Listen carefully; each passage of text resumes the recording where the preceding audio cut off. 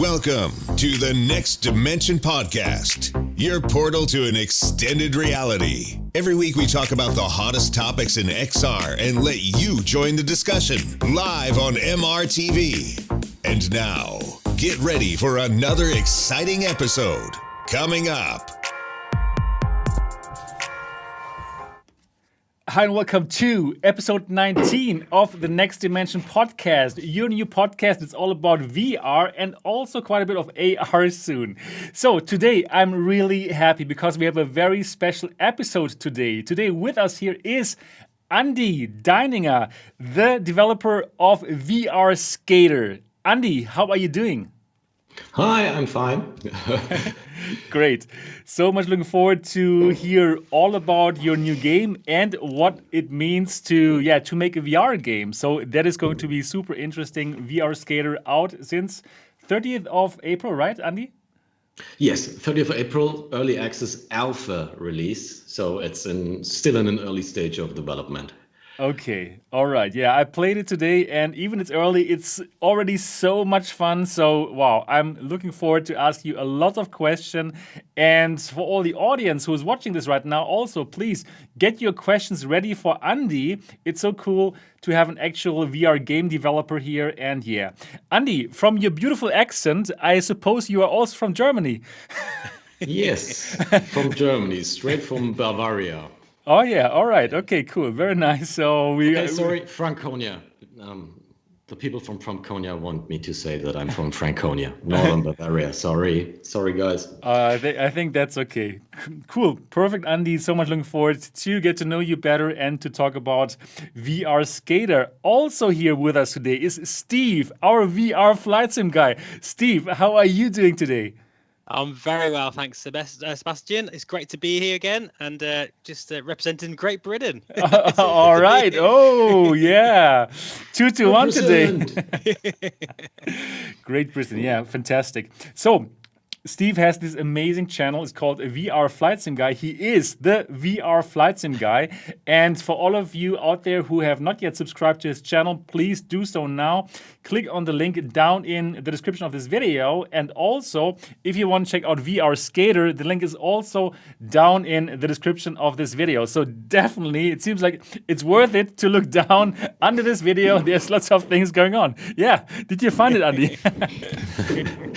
I bought a copy. Yeah. All right. Perfect. Yep. Also here with me, Sebastian. I'm a founder of MRTV and the host of this show, the Next Dimension Podcast, and I'm also doing well. Looking forward to today's show. I'm sure it's going to be a very exciting one. And yeah, cheers to all the people out there, and cheers to Andi. Cheers. I haven't got my beer yet. Where's your pretend? I'm waiting for it. Where's your adult beverage? She's supposed to be bringing it up to me, so hopefully she'll hear me pleading for some beer. Please. Okay, pleading, please, get it to him. Yeah, so for all of you out there who don't know the Next Dimension Podcast yet, this is a podcast that is all about VR and AR, and it's live streamed every Saturday here on MRTV at 9 p.m.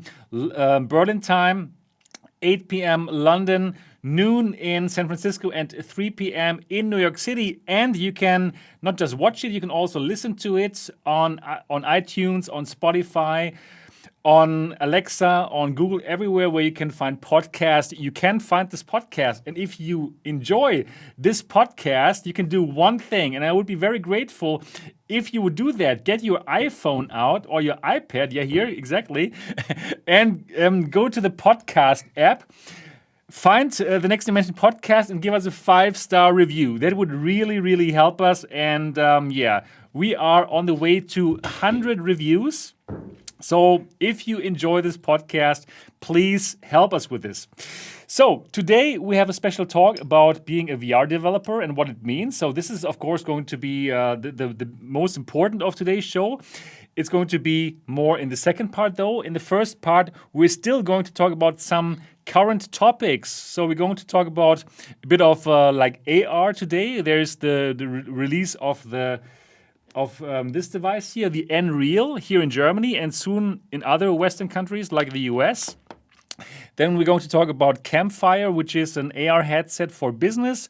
And then we're going to start with some VR topics. HTC, like teasing their standalone headset again. We're going to talk about Sidequest. We're going to talk Facebook, acquiring Onward. Lots of exciting topics. But before we do that, we're going to talk about our weeks. And I would like to start with Andi. Yeah, right. You're right. Liam, my week. It was. I can't remember. Really. Wow. Wow, it must have been good. It must have been really good. I think it was pretty exhausting, preparing the release and fixing bugs and getting everything onto Steam. And I really can't remember. Wow. Man, you're living life, man. Making promotion and do some legal stuff and Right. writing emails all the time. Oh, now I remember passing keys around Right. and answering emails from YouTubers. Okay, that sounds good. So let's get to know you a bit, because that's normally the perfect time to get to know you. So you are Andi, you are the developer of VR Skater, and you are a game developer. That's your main job, right? I think you can call me game developer. I for myself say game designer or game developer. I think that's good. But I do everything else too, like production and the legal stuff, and but I don't do the 3D work, no 3D art. That it's done by my colleague Max. He's in the chat also. Okay, props to the skater crew, and also a lot of VR skaters are here also too. Yeah, great. And yes, I started developing VR back in, I think, 2016. Yeah. Yeah, I can remember for Daydream, right? Yeah, I started with Daydream, and I bought, for my last money, I bought a HTC Vive and a PC because I was a Mac guy at this moment. And yeah, I always want to create content, and then I started to develop VR, and that's the story. Wow, yeah, okay. That's a cool story. No, That's a good story. it's And the longest.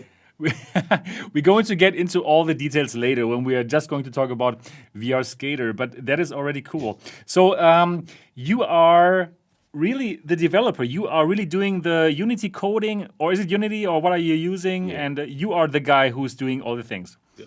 Yeah, it's Unreal Engine. I built the first prototype, and we have also a programmer. We are now 3 in the team. So it's me, the studio director, I would say, and it's a 3D artist and a programmer. So what I do most of the time is rapid prototyping. So I'm implementing new tricks or interactions, and our coding guy make it clean and cool, and all the game flow. So Right, cool. Yeah, sounds very interesting. So it's a team of 3, so not a huge team. It must be like very intense to make this game with 3 people. And now finally have it out. So how do you feel right now that the first people have played your game, and the first YouTubers made videos about it? How does it feel right now for you?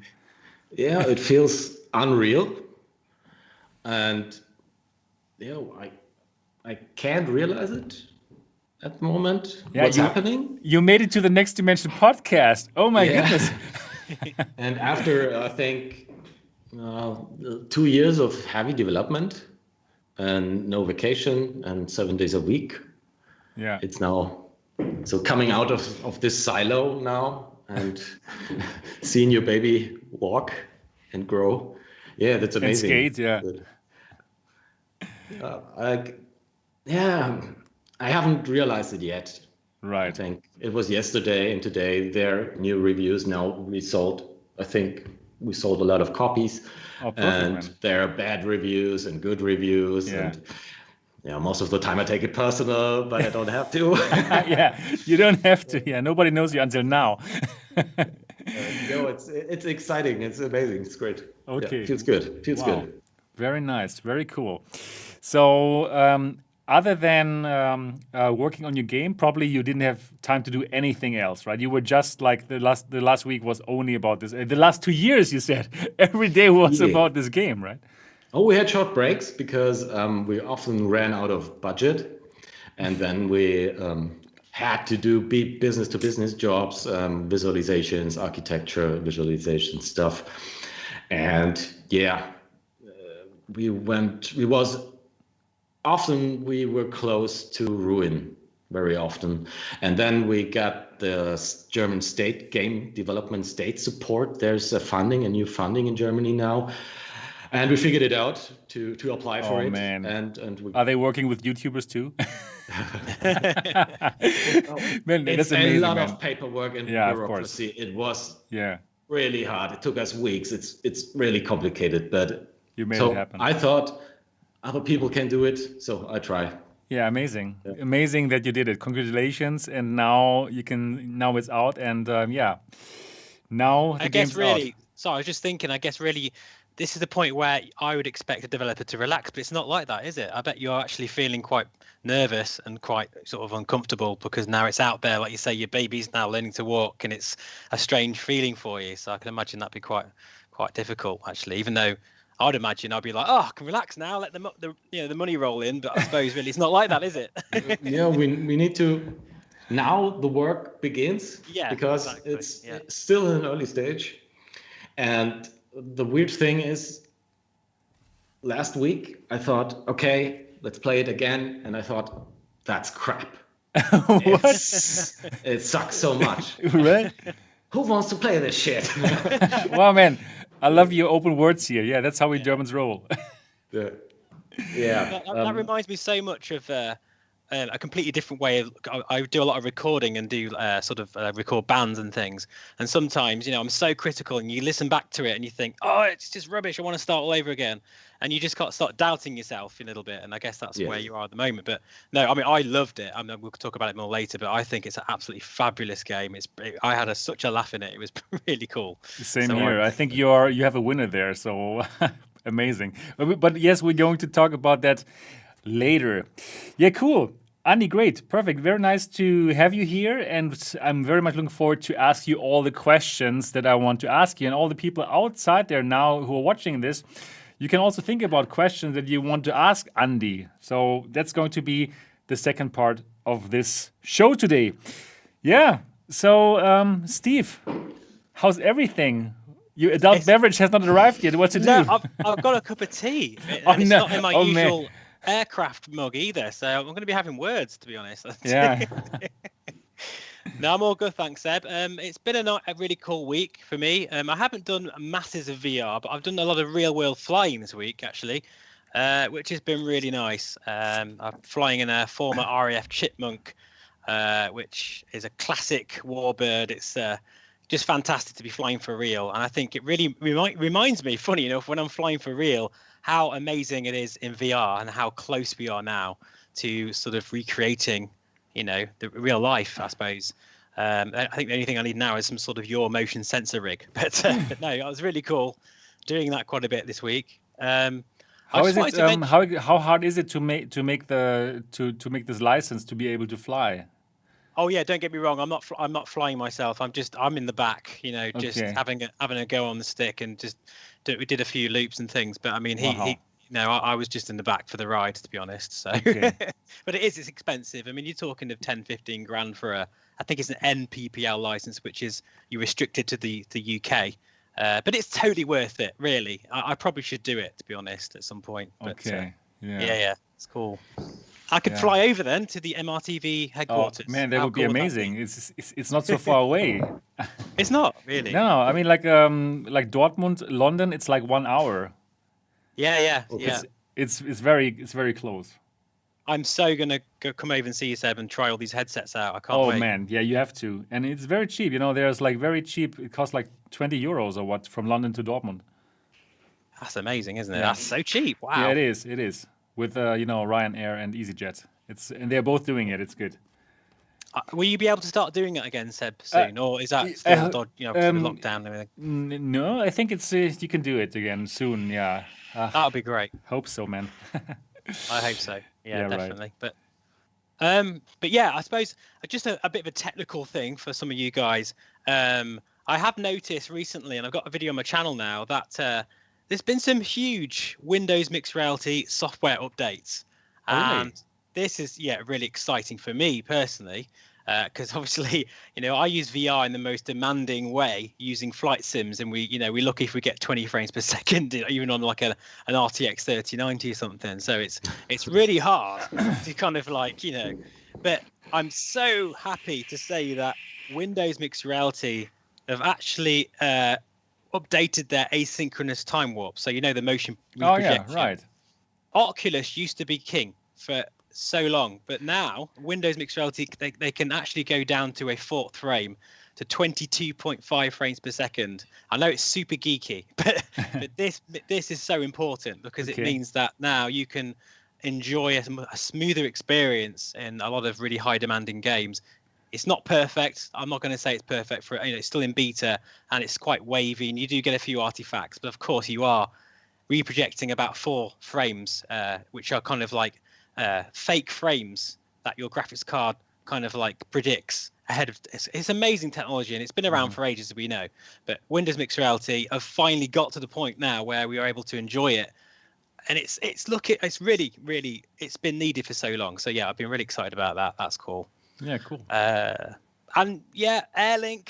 I've been finally using AirLink, and it's so cool, isn't it? It's amazing.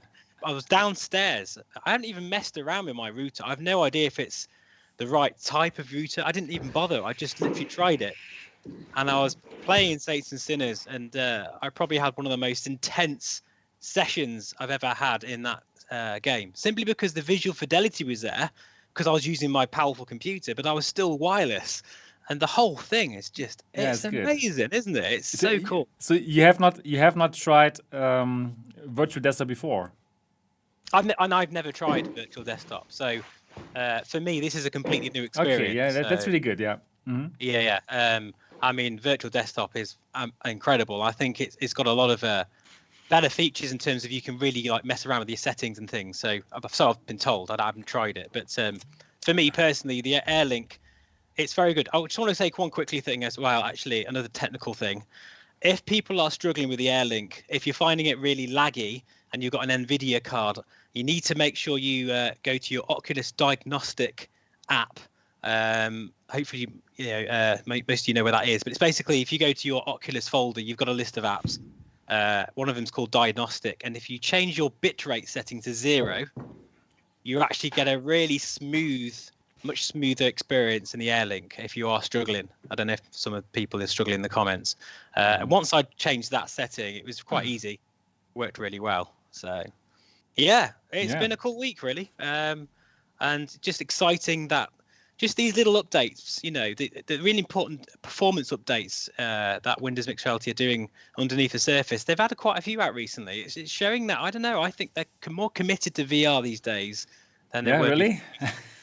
I hope so. Yeah, I think so. Let's see. We need some more headsets. We do. But yeah, anyway, I think I've got loads to say, but that'll do for me for now, I think. So I'll hand it over to Seb. What have you been up to this week? I've seen a bit of your Nreal stuff on the channel. Right. Yeah, right. But I also checked out AirLink finally. I have it now also on my headset, on my Quest 2, and yeah, it works great. So I played Borderlands 2 VR on my Quest 2 wirelessly. Works perfectly. Yep, I think it is pretty good software. So it's great for all the people who have a Quest 2 and who want to play wirelessly. So that worked really well. Other than that, yes, I was working on with the Nreal and made a video about it, like my unboxing and first impressions video. We're going to talk about the Nreal in a moment, which is out now here in Germany. Yeah, quite expensive, 799 euros, and you need a 1,000 euro phone. Like, ouch! So, but anyways, it's cool. It's starting, right? It's somewhere. It has to start somewhere. This whole AR stuff, right? It is going to be very huge, and well, there's always like the first device, and that is that. Other than that, I have played the Against demo, this new VR rhythm game, that is going to come out, which is like a mix between, I would say, Beat Saber and a Pistol Whip, probably. But I must say, I'm not so convinced at this moment in time, honestly speaking, because I didn't feel that I get into flow. You know, for me, like for the rhythm games, I want to get into a flow. I want to get into the rhythm and really feel the rhythm, and it just gets automatic and it's amazing. But for this demo, I didn't feel that, honestly speaking, right? So let's see what the full game brings us. But just for this demo, I felt a bit like, okay, there is music, yes, but the things that I do, like slashing the enemies or shooting them, it has nothing to do with the rhythm. I don't know. Have you tried the game, Andy or Steve? No, I haven't tried the game. Right. I literally tried it for about 20 minutes, probably not even that actually. Quickly downloaded it because there is a demo out at the moment, isn't there? Yeah, right. And yeah, I mean, you know what I'm like with rhythm games and things anyway. I'm really lazy. I don't like moving too much. So I'm just like, but no, I quite enjoyed it only because it had quite a variety of different, like you had a sword and then you had a pistol. Yeah, that is a good thing. Right. Yes. Yes. I quite like that side of it. So, you know, that was not bad. Yeah, right. Is it pistol whip that, you know, you have to move to make everything move? I don't like that personally. No, that's not the game. That's not. I just watched a lot of videos, people playing this game, and what's interesting is that rhythm games are the genre for VR, like jump and runs back in the 90s. So there will come out so much more. You're right. So many more. Yeah. Exactly. It reminded me a little bit of is it Dead and Buried? Was it Dead and Buried? You know, when you kind of like, you're quite stationary, but you're shooting. Right. The Oculus, that was quite. But I quite liked it actually. For something that's not really my thing usually, it seemed pretty good. Yeah, let's see what the final game brings us. And then I was trying out a VR skater, and I really enjoyed it. It really gave me those vibes to be on a skateboard. And I'm not the skateboard guy who does tricks. I'm just I love to ride my electronic skateboard, and it just gave me the feeling like, okay, now I can finally do some tricks. We're going to talk about VR skater more later. Okay, so now. Let's start to talk a bit about the current things that are happening in our VR and AR landscape. And let's start a bit with AR, like just shortly. Just talk about, I simply want to find out what you guys think about this. So I made a video about it. The Nreal. The Nreal, it's an AR headset. And it is coming out now after China and Korea. It's coming out here in Germany, and soon it's going to come out in other Western countries as well. It's a mixed reality headset. You add it to one phone at the moment, the Oppo Find X3 Pro, and then you can do several things. Like you can watch YouTube on a big screen. You can put different apps into your field of view and do some kind of multitasking. And it's basically the first AR headset that is out there for consumers. And if you want to check out my first impressions, you can check it out in my unboxing and my first impression video. So I would like to ask Andy, what are your thoughts about augmented reality in general? In general, I think in general. Augmented reality is the next big thing for sure. But I think it will take, another 5 or 10 years. Wow. To make it huge. I think Apple will do it. Right. Yeah, but I think AR will be the next smartphone, the next big thing. Right. To change our perception or how we use digital devices. Yes. So I also think so, but I also agree with you. We are so early right now. Yeah. We are unbelievable early. It's just the super very beginning. So, would you buy a 800 euro device? Probably I not. would. Yeah, really? I would buy 800 euro device because I've bought 800 euro devices in my life. I'm starting with an HTC Vive. Yeah, right. And smartphones today are very expensive. When you think back, the first iPhone was $500. Yeah. And now every flagship smartphone is $1,000. And yes, I would buy it, but at the moment, those devices, I don't think they can succeed on the market. Yeah, right. No. You're right. I think at this moment in time, it's really so early. It's there are some devices probably for the super early adopters, right? For the super geeks, like me, for example, who are going to show this on the channel or what. But it's super. We're really super early, and I also think it takes someone like Apple to bring out a device, right? That people really want to check out and to build this ecosystem where people can really earn some money. Yeah, right? and you need the Internet of Things. You need big data. You need a huge infrastructure. Everything is connected, and everything is sending out information to your glasses, to your AR glasses. You need to build this infrastructure first, I think. Yeah, right. So, Steve, what are your thoughts on AR? Are you fan of the technology, or do you have any thoughts about it? Yeah, absolutely. I think AR is a very exciting sort of, concept, but it still feels like a little bit like that at the moment. It feels like it's not quite there yet. I don't think it'll be 5 to 10 years, but I think we'll start seeing some really huge improvements in the next sort of 2 to 3 years. I think things will start really kicking off a bit. But I watched your video, Seb, actually. How did you like it, though? Well, the first thing I thought, and this is a really strange thing to say, right? Yeah. I don't care. I'm going to say it anyway. I thought the packaging was brilliant, and what I mean by that, it was. Yeah, it just gives you that first impression of it being really good quality. Right. I mean, for $800, it should be anyway, shouldn't it? Really. Right. But I just thought the little things like it has like different nose gaps. Like right. Yeah. Exactly. Yeah. Yeah, and lens inserts and things. That's the kind of thing we need in VR headset. And when we open a box, we need to have like the lens. Different lenses, or perhaps a spacer like the Quest 2, which is quite cool. You get that with that. So I just think it needs to be a little bit more customized and have those options. So I think that was quite cool. I did like that. But I just think, wow, $800. I mean, it's not just Euros. $800, is it? Sorry, 800 euros. Sorry. Which, I mean, wow, it's a lot of money. And then you've got the smartphone as well. And in the moment, I think you said it's limited to just the one smartphone. Yeah, it's like a 1,100 euro smartphone. So now it's getting a bit serious, isn't it? It's serious. Yeah, it's serious. But then really, right? We're all VR crazy nut jobs. Okay, so we are totally, yeah. When the first CV1 was, or even the dev kit or anything, and how much those headsets were when they were first out there in the market. There's going to be the same type of people for the AR crowd. I'm not like massively excited, but at the same time, I am very interested in eventually buying something like this. I think it's just a case of it filtering down to a point where it's a decent sort of price point, really.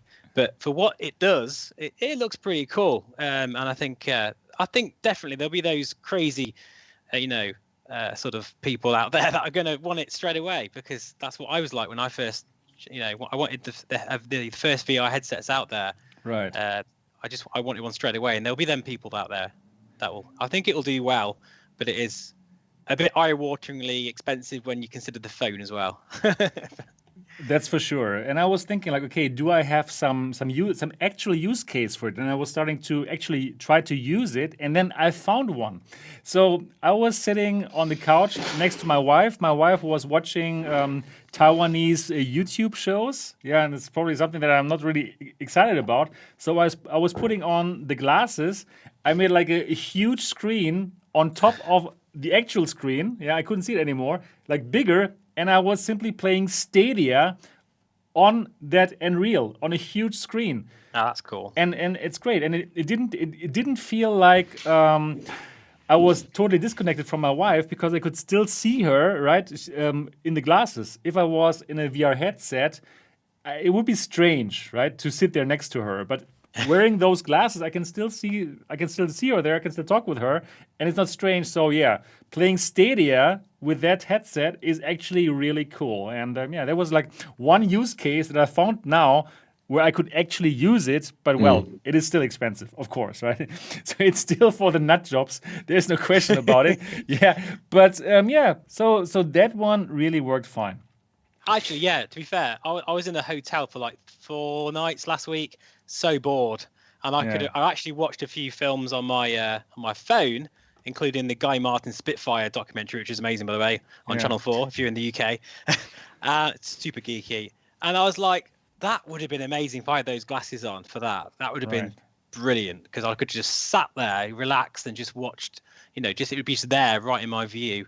Actually, the field of view, how is it, Seb? Because is it enough for if you're watching a big screen film? Yep. If you want to see like a movie or something, if you want to just see a big screen, then it's big enough for sure. But it's definitely not as big as our VR headsets, right? It's more like a 50 degrees, so it is definitely smaller.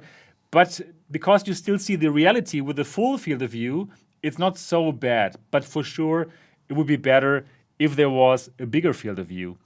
Yeah. Anyways. So that is the Nreal. And talking about a bigger field of view for AR, we can directly jump to our next short topic, and that is this here. A company came out of nowhere, basically, with this here. This is the Campfire. And the Campfire AR headset comes together with the Campfire software, and this is a solution. This is an AR headset with 90 degrees field of view, so basically like our VR headsets. And this is made for enterprise, for enterprise customers, in order to look at 3D models and to make collaboration easy. So that looks pretty interesting, this headset.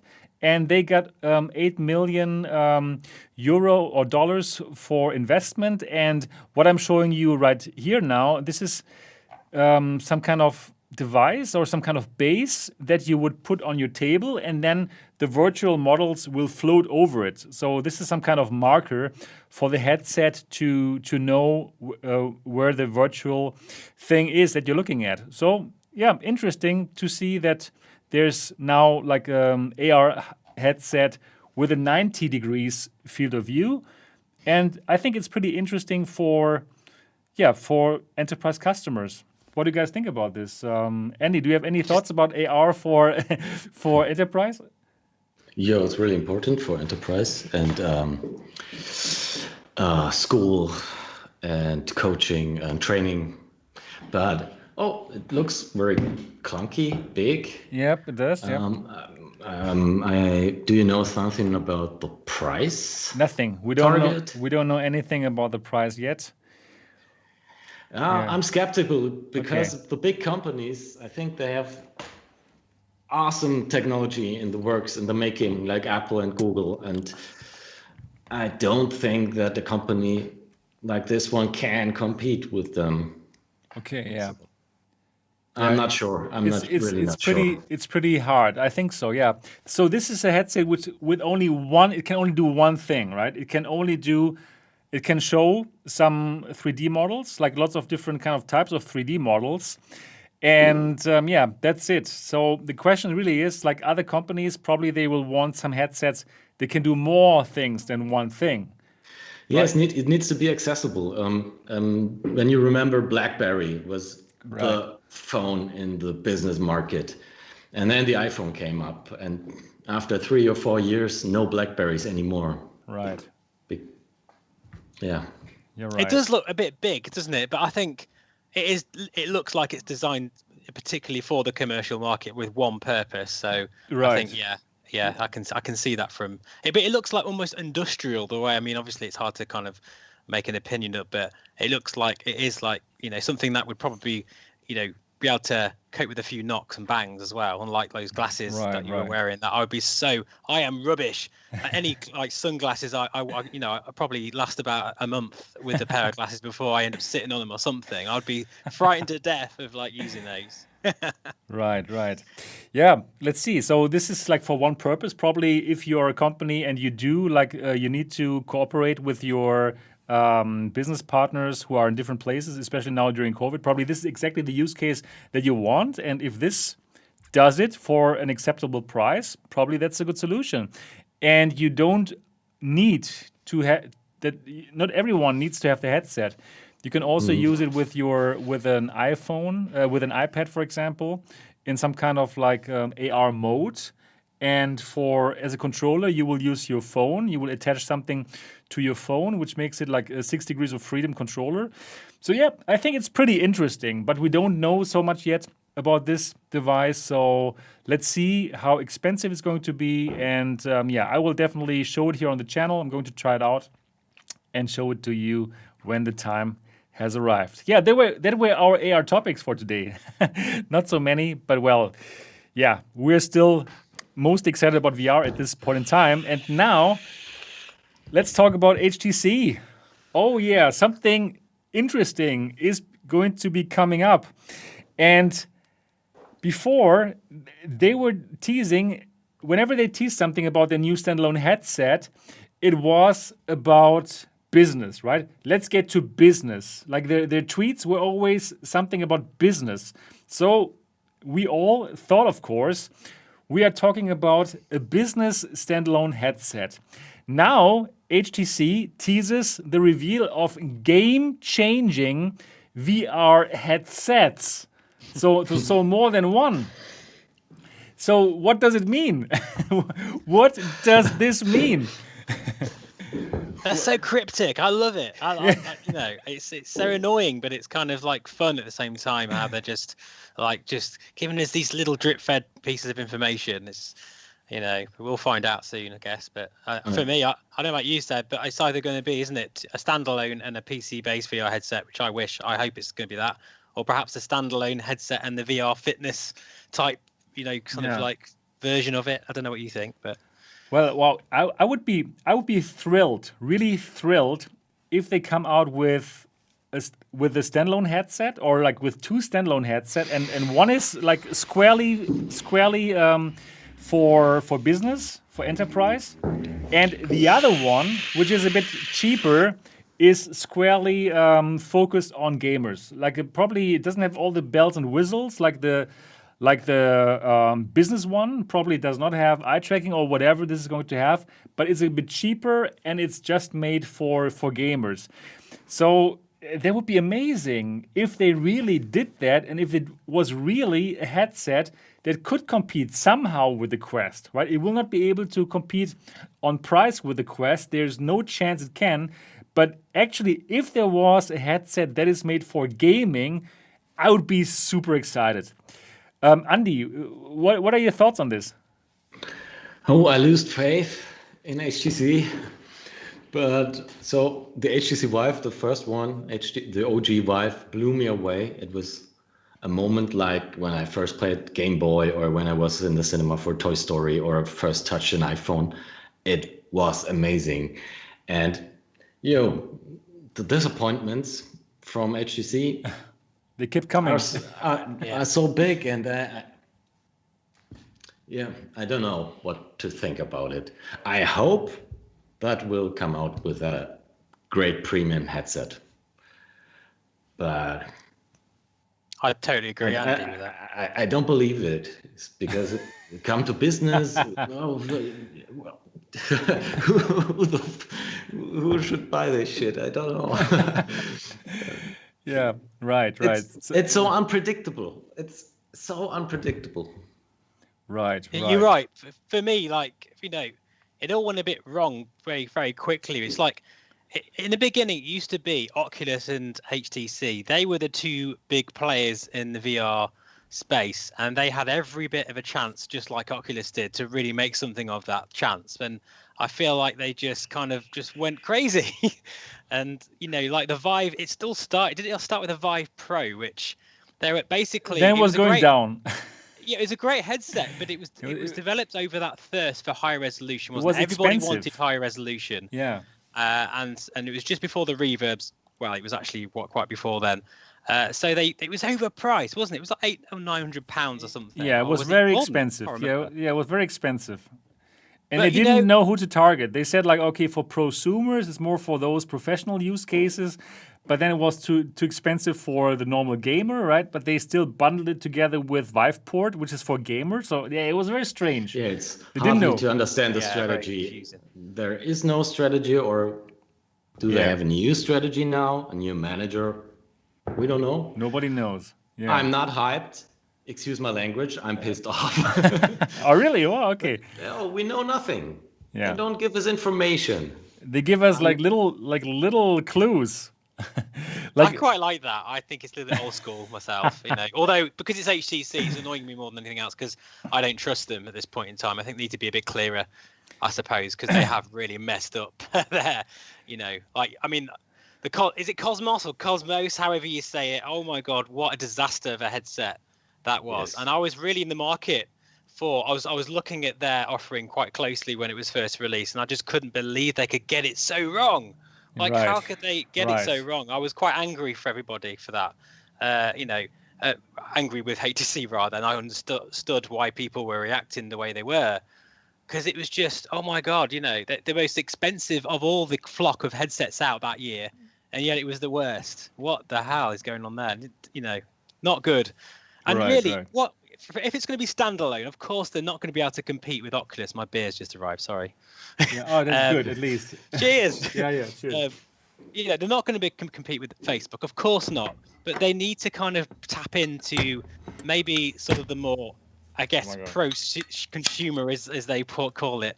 Maybe have some sort of dedicated display port so it can play, PC-based VR games. Maybe have the field of view at least 120 degrees.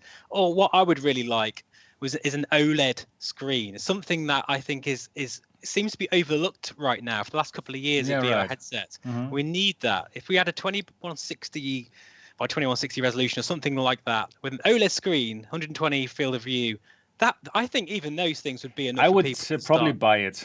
I think I would. I really wish that they succeed. Yeah. I really wish, but I really wish that they can be a serious competitor to Oculus or Sony, but I don't believe it. Wow, Andi has totally lost all the left faith. That was over. So what I'm showing you right now is a GIF or an animated GIF that was also posted somewhere on Twitter.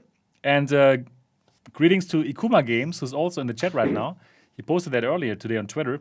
So there you can see a bit more of that standalone headset. Now you can see the lower part of that standalone headset. And you see those cameras like looking down pretty much exactly like on the Quest. So it seems like they get the camera positioning right. Not like the Reverb G2 with the camera positioning is not so good. But here it looks quite cool, I must say. And looking at what we see here, it makes me it reminds me a bit from the shape of this headset that is being used in the Ready Player One movie. So I have the feeling this could be like a really futuristic looking headset that is going to turn quite some heads.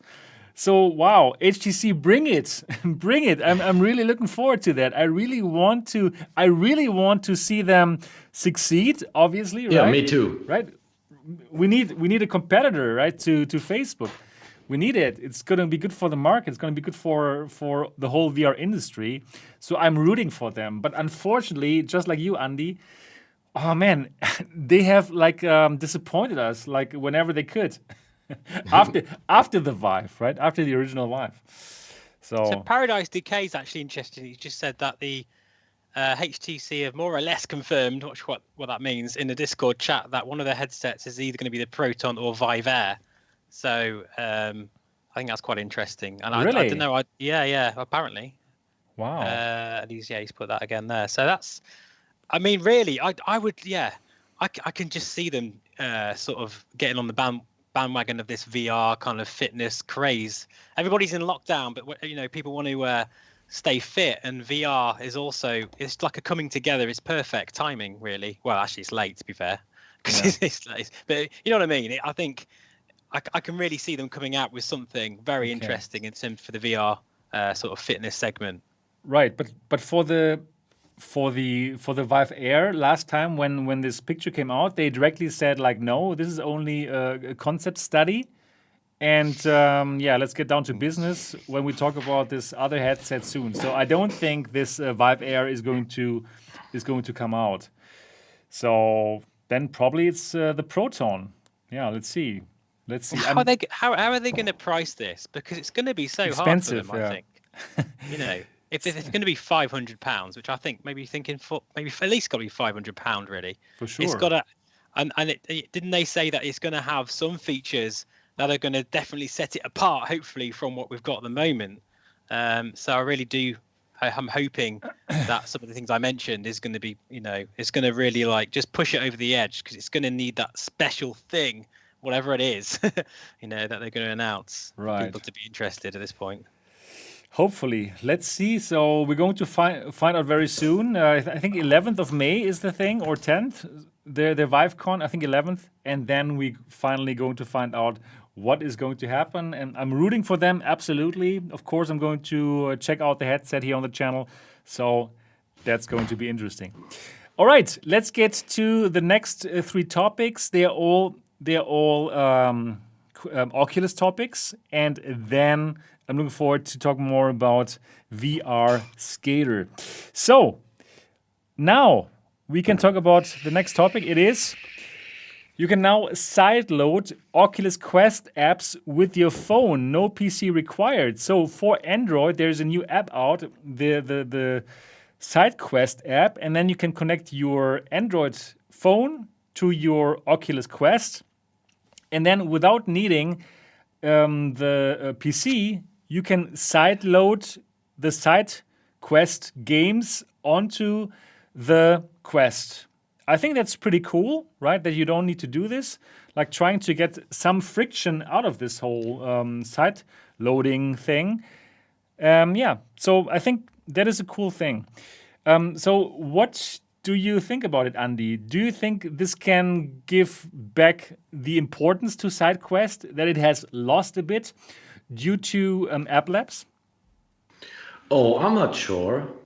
I think that App Labs is very popular. People are adopting it. But I like the option. I like the option to use the Quest without a PC and have all the features and getting crazy software, side-loading software to it. I like it, but I didn't use Sidequest that much, and I like the solution when it's all comes from one system. Right. I like App Labs, and I like ecosystems. Okay. Got it.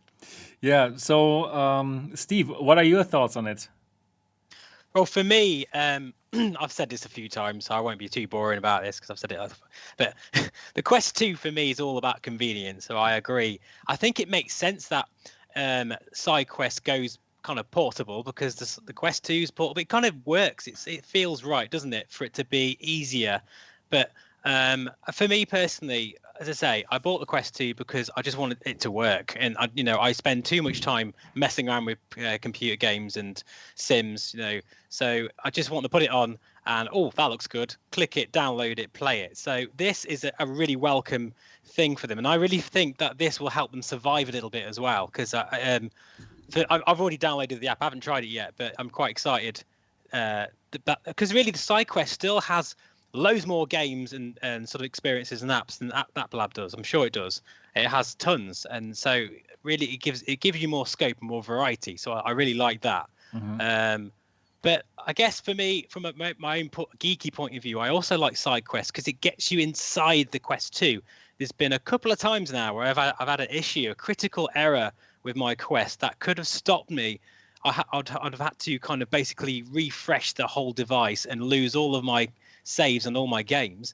But thanks to Sidequest, I was able to get inside of some of the sort of software and figured it out. That's thanks to Sidequest. From a sort of developer point of view and from sort of a techie point of view, I really think this is a good move for them. And I'm hoping that I'm going to have those same options on the portable sort of mobile version. But I think it's definitely a great move for them, and one that's much needed for them to survive, I think. Yeah. Okay. What about cool. you? Yeah. I think it's great that they have this. It's I didn't anticipate this. I was really surprised by this, and I think it's a great feature. However, I don't think that it's going to change things in general with with a Sidequest. I think App Labs is so good, right? So people can simply click on the link, everything works, and lots of things are there. More and more games. They will try to be an App Labs, and it seems like it's not so hard to get onto App Labs. So I still think that Facebook did what it does, right? So like there's some kind of competition, and they do something to win, right? It's what companies do, and they are very good at this. And I still think that Sidequest has it's tough for Sidequest to be like relevant. Before it was the app store outside of the Quest, right? But now, it's something that probably you can use if there's any app that you cannot find on App Labs. But in general, I don't think it's frictionless enough in order to make this like now the big thing next to App Labs. Because App Labs is simply simple. Click on the link and ready. For Sidequest, you still have to have the developer account and jump through these kind of hoops, right? And do kind of things. So, as much as I think that's amazing, I still think it's not going to help them so much. It's a shame, though, isn't it? Because this is the only kind of sort of opportunity for the Quest to have a little bit more control, or the user to have a bit more control over the Quest. Right. And it feels like this is the last chance before it gets completely locked down by Facebook and everything will be totally within the ecosystem. So it would. I'm hoping it will survive with this. I don't know if you've tried this, Seb. Have you actually tried it? I have not tried it yet. So for me personally, it's still relevant because I want to try like playing games over the cloud, like the like Plutosphere, for example, and these games, these apps will not be allowed on the store, because Facebook says no. So I will still use Sidequest, and I hope that these cloud-based streaming to the Quest is so amazing that probably lots of people will use it. Who knows? Let's see what's going to go on. Yep. And the next short topic, before we come to our last topic, before we get to the VR Skater, is this one. Facebook is now offering a free Quest 2 to tens of thousands of its employees. So everyone who is working at Facebook is getting a Quest 2 for free. Is that something noteworthy, or is that something? They want to spy on their employees. Is that what it is? Is that what they're doing, so they can take one home and check what they're up to? I have no idea. Yep. So we have 10,000 of more users of the Quest 2. It's just a short, interesting tidbit. I think is not so noteworthy, right? What do you think of it? Do you think maybe it could be easier this way to identify issues, because it's a mass testing, isn't it? Like never before.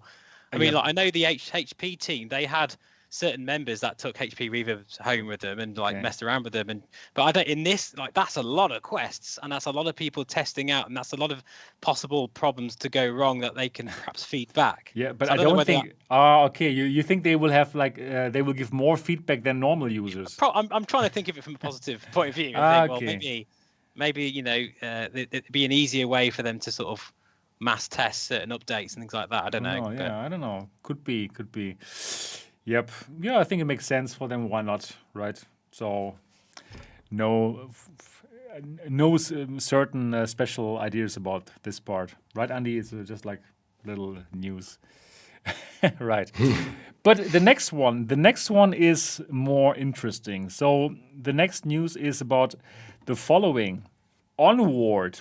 The Onward studio, Downpour Interactive, has been acquired by Facebook. So it's the fourth VR studio acquisition.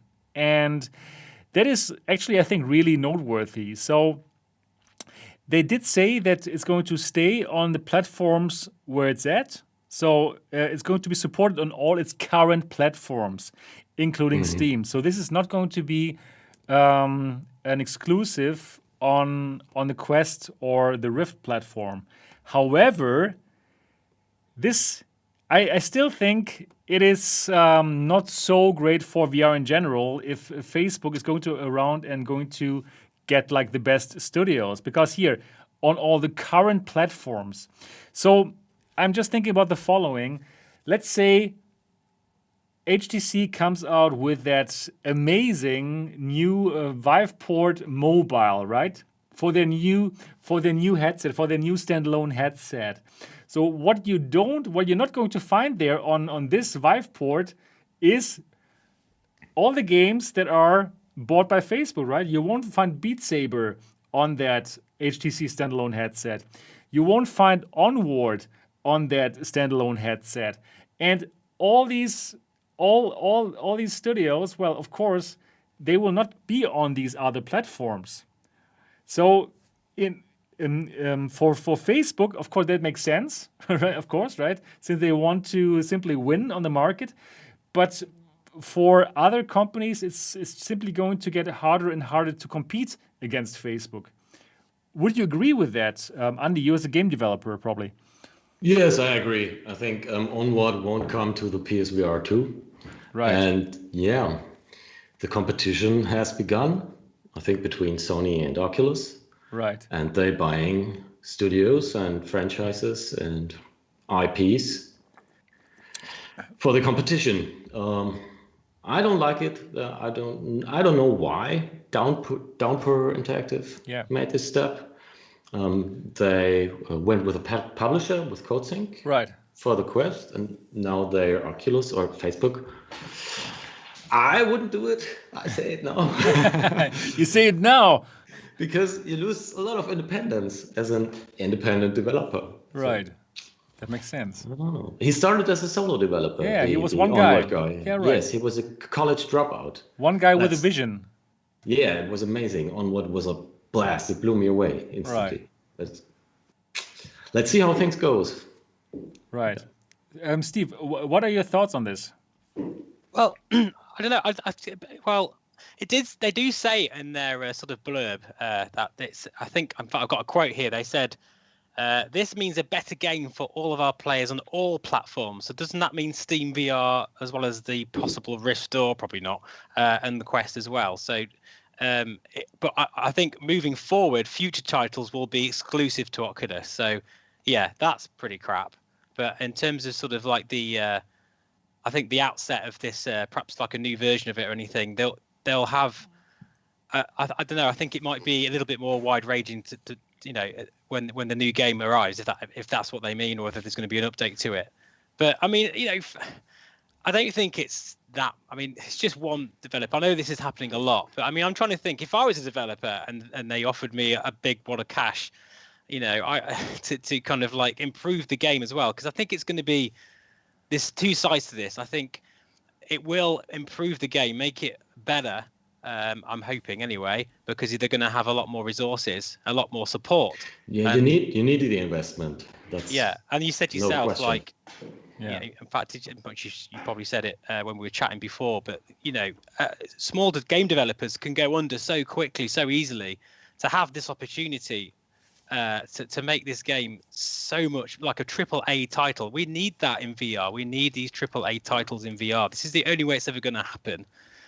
Is a mass company like Facebook, unfortunately, but to actually invest heavily in you know, these game developers, really. So I'm kind of seeing it from trying to be the devil's advocate a little bit here, but of course, you know, Facebook is the domination that needs to be stopped somehow.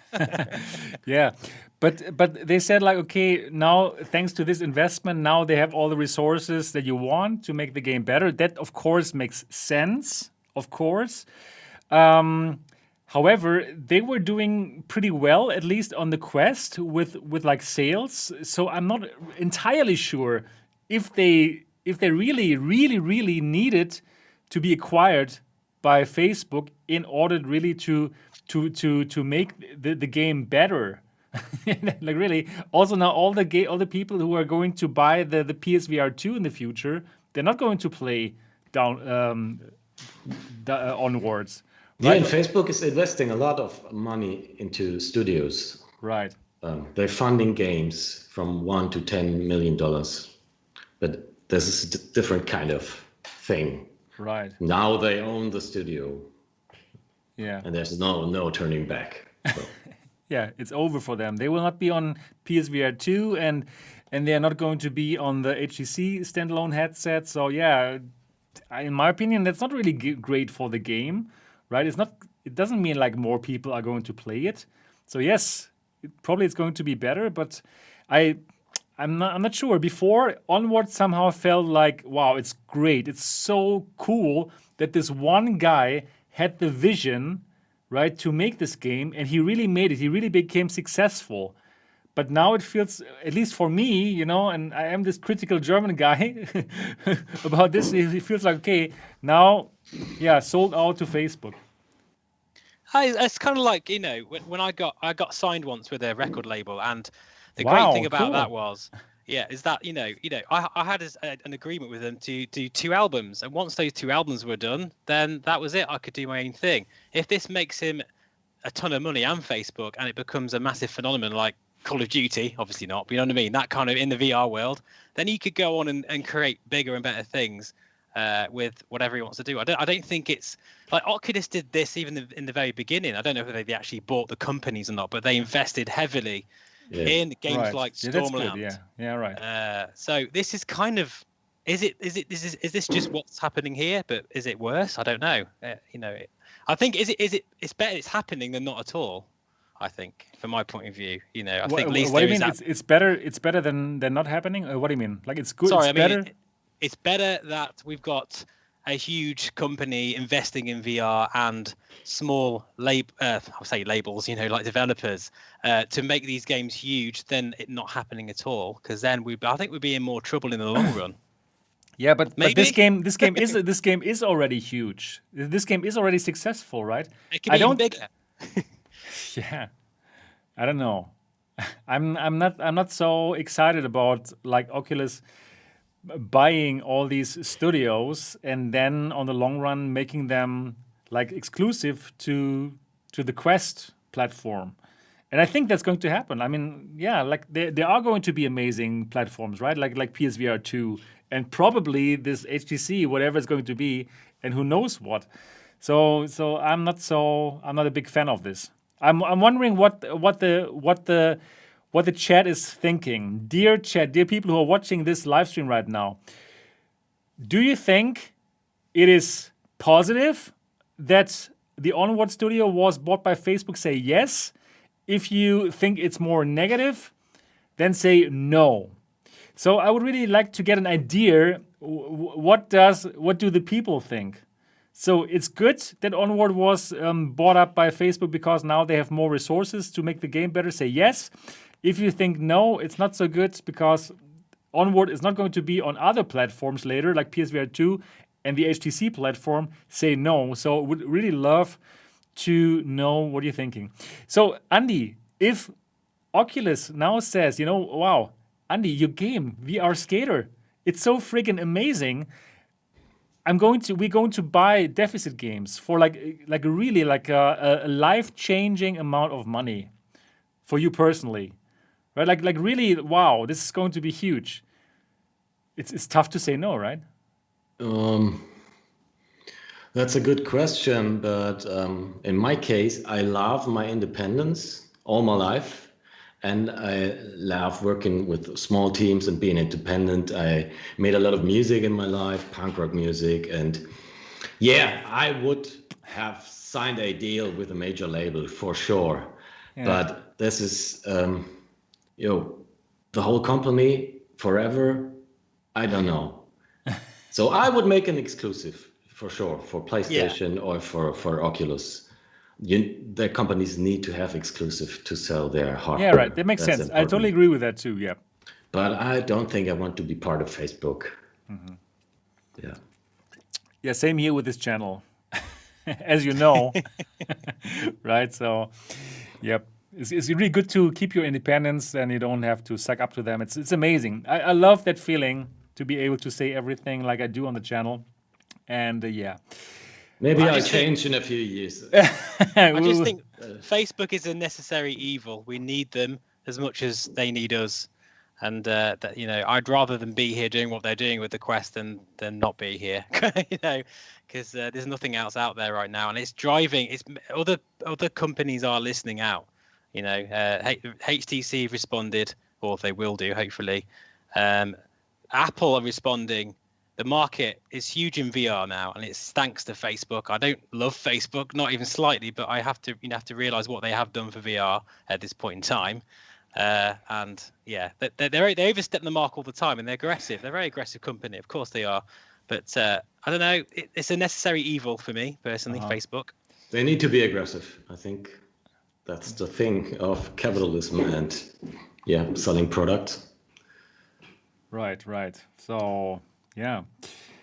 Let's see what comes out of this and how it will all develop. Like from what I see here in the chat, it seems like most of the people also think it's not a great thing for VR that they were acquired. But anyways, I don't know. I don't really know the details, right? I don't know how they were financially before. Probably it did rescue them. In that case, it's great for them, right? So I cannot judge the whole thing because I don't know really their situation. But in general, I think it's not a great development if Facebook is buying all of the major games and then we will not see them on other platforms. So that I think is not a great thing. Yeah, right. Okay. And that were our topics for today. And now I'm really excited to start to talk about VR Skater. Yes. So we made it to this point in today's podcast. So let's first of all have a look at the trailer together here. So let me play the trailer now. First of all, here is the logo of Deficit Games. And here we go. Yeah, I love already the music. It gives me this vibe, this kind of, fun skater vibe. And I suppose the game plays in California, or when you were designing it, what were you thinking about when you were designing it? Yeah, it plays in California, where skateboarding was invented. I've never been to California. Never been to the USA. Well, you can't tell after the game. It gives me these vibes. I've been there, and I would say it feels like that. Also, the 3D artist, Max, has never been to the US, and he's building all those assets and the environments. And we're from the German Bavarian countryside. That is so funny, man. That is so funny. Yeah, cool. So I played it today. And my first reaction was like, wow, it's so fun. So I'm not really into the game. I played the tutorial. I played I tried to learn the first few tricks, like the flips and stuff, and it worked well. And I want to explore more. I simply want to explore more, and that is already great. So, Steve, what are your first thoughts about it after having played it today? Do you know what? As a kid, I always wanted to be really good on a skateboard, and I bought skateboards, and friends did, and I was so rubbish at it. I really was, but I always wanted to be good. So it gave me that feeling again, not being rubbish, but just that being a child again. And it was absolutely fantastic. Like, just what I've got to say is about this, which really surprised me, is it doesn't feel arcadey, I guess is the word. Like, it actually feels like you have to learn and be quite skillful. I think that's really clever how you've managed to, I guess, achieve that. Just, with the motion controllers, like, all the tricks and things. It's not just a case of just pressing a button and it does it, and then you can be on your way. You've got to have timing. You've got to feel the skateboard beneath you. It's amazing, isn't it? How you're able to translate that into the game. Yeah. And that was the first thing that struck me, actually, was just how it felt like I could play this for hours and hours and really hone my skills. And even after playing it for about an hour, because I wanted to play more, but then I had to go on the show. It's like, but I want to go back on it again, so I can kind of like, because I know I'm going to get it better over time, and that's just what it's like when you're learning a new skill. And I feel like that really encapsulates it really well in this. So that was my first thought. Anyway, very cool. Just the environment as well. Did you say it's the Nreal engine? Yeah, it's Unreal. Yeah. I just love how it looks. It looks very believable. The environment, just the textures. That you could have quite easily have, I don't know, skimped out on that, I suppose. But for me, being a bit of a a graphics whore, as I like to say. I actually really enjoyed the whole feeling of being in that environment. Of course, the music. Love the music as well. Really cool. So yeah. Top job, really. Brilliant. Really, yeah. Thanks. Really, really cool feeling. And the same like Steve, I can't wait to go back there and try it. And I think especially because there's a learning curve, that makes it special. If it was just to a Katie, just click a button and you can do all the tricks, it would be boring. But really, like mastering it and then like making a trick and making it successfully, I think that gives you that feeling of achievement. And that is amazing. So, Andi, tell us a bit more about your game. How did you think about like making a skateboard game? Are you a skater, or tell us a bit more about how VR Skater came to life? Yeah, first of all, I started to skate again when we started to develop the game. So it made me skating again. So when I was younger, I was a bit into skateboarding, never really good, but the whole culture and skateboarding, punk rock, making punk rock music, the whole cosmos. And yeah, that was my past when I was younger, and I'm still a bit into it. And we have a skateboarding scene here, even on the countryside. It's great. So it's something here. So I grew up with it. And why I started to develop a skateboard game, I wanted to make a game where I can bring in something personal and a kind of punk rock attitude and something that I love. And it was a perfect match to make a skateboard game. But the problem was we are making VR games, and I think that's not the best match. Making a game where you skateboarding normally use your feet, and motion sickness is an issue, and artificial movement. And my colleague also said, he was really skeptic about it. He don't think that it will work. And then one night I built up a prototype overnight for Google Daydream. And the next day it was just a block, or a gray block, and you could push with the free DOF controller. You could push it forward and make an ollie, and it was great. We invited some friends, and everybody had fun with it and said, woohoo! And they were surfing and had fun with it. And I said, okay, that's a cool idea, but let's finish our other games for Oculus Go and Daydream and Gear VR. And we released 2 games for Oculus Go, and we had 2 games in the making. Both were 50% done, and then we realized the games aren't fun and there's no market for it. There won't be a return of investment. Right. And the right decision was, okay, let's make VR Skater, original plan for Oculus Go. And then we switched back to PC. I started with PC VR development, and it was a bad idea to develop for mobile devices. Now it's a good idea again because of the Quest. And we have the experience to develop for mobile devices. But yeah, and then we started to develop the game and we were able to get some funding from the state. Now it's already gone, but I think it was the right decision. Cool. Yeah, really cool. Do you think you'd be able to develop a version for the Quest 2 standalone? Do you think that would be quite difficult, or I've no idea how hard it would be? While building the game, we have always in our mind that we want to port it to the Quest or to the PlayStation VR. We know how to do it, but it's a lot of work. We need to rework all the textures. We need to rearrange so many meshes. We need to rework all the props, meshes, assets, everything. Yeah, but it's possible, and I think we can make it happen next year. So yeah, that was also one of my questions.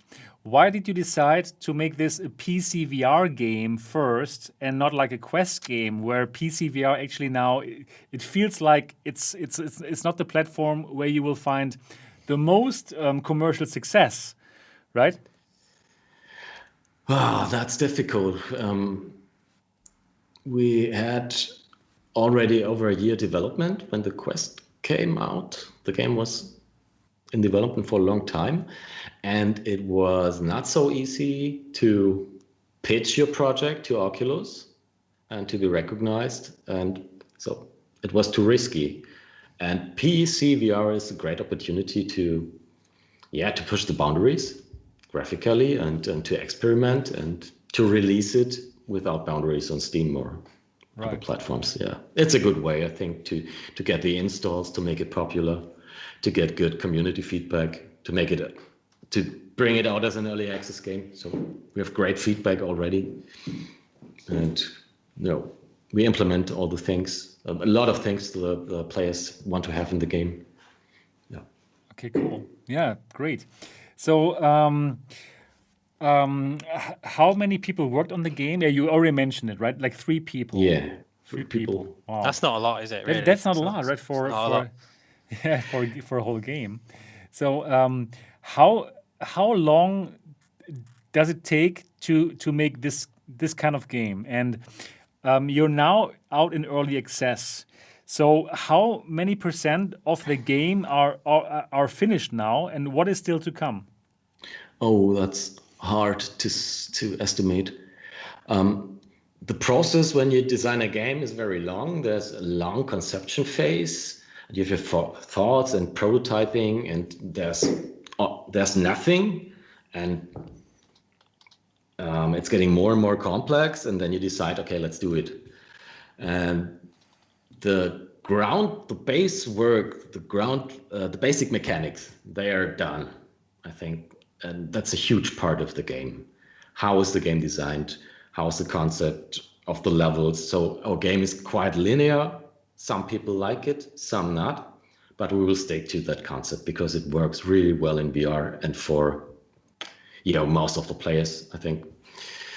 You can say it's linear, but I must admit they're quite big maps, aren't they? Like I was like messing around, kind of like, I know you're supposed to go through a certain way, but for a while I was just kind of going backwards and forwards and trying to like jump over a few tables and stuff. So you got quite a bit of freedom within that linear space, which I quite like. Yes, it's you have freedom in this linear space, and we wanted to avoid that you have a certain amount of time to finish your run. We wanted to making you flow through the streets, shred down, and I love how there's no timer, because otherwise we never got to the we end. don't like that pressure ourselves, so we wanted just to flow through the level. And I think it's hard to estimate. I think it's 30% done. Wow. From really from the player's perspective.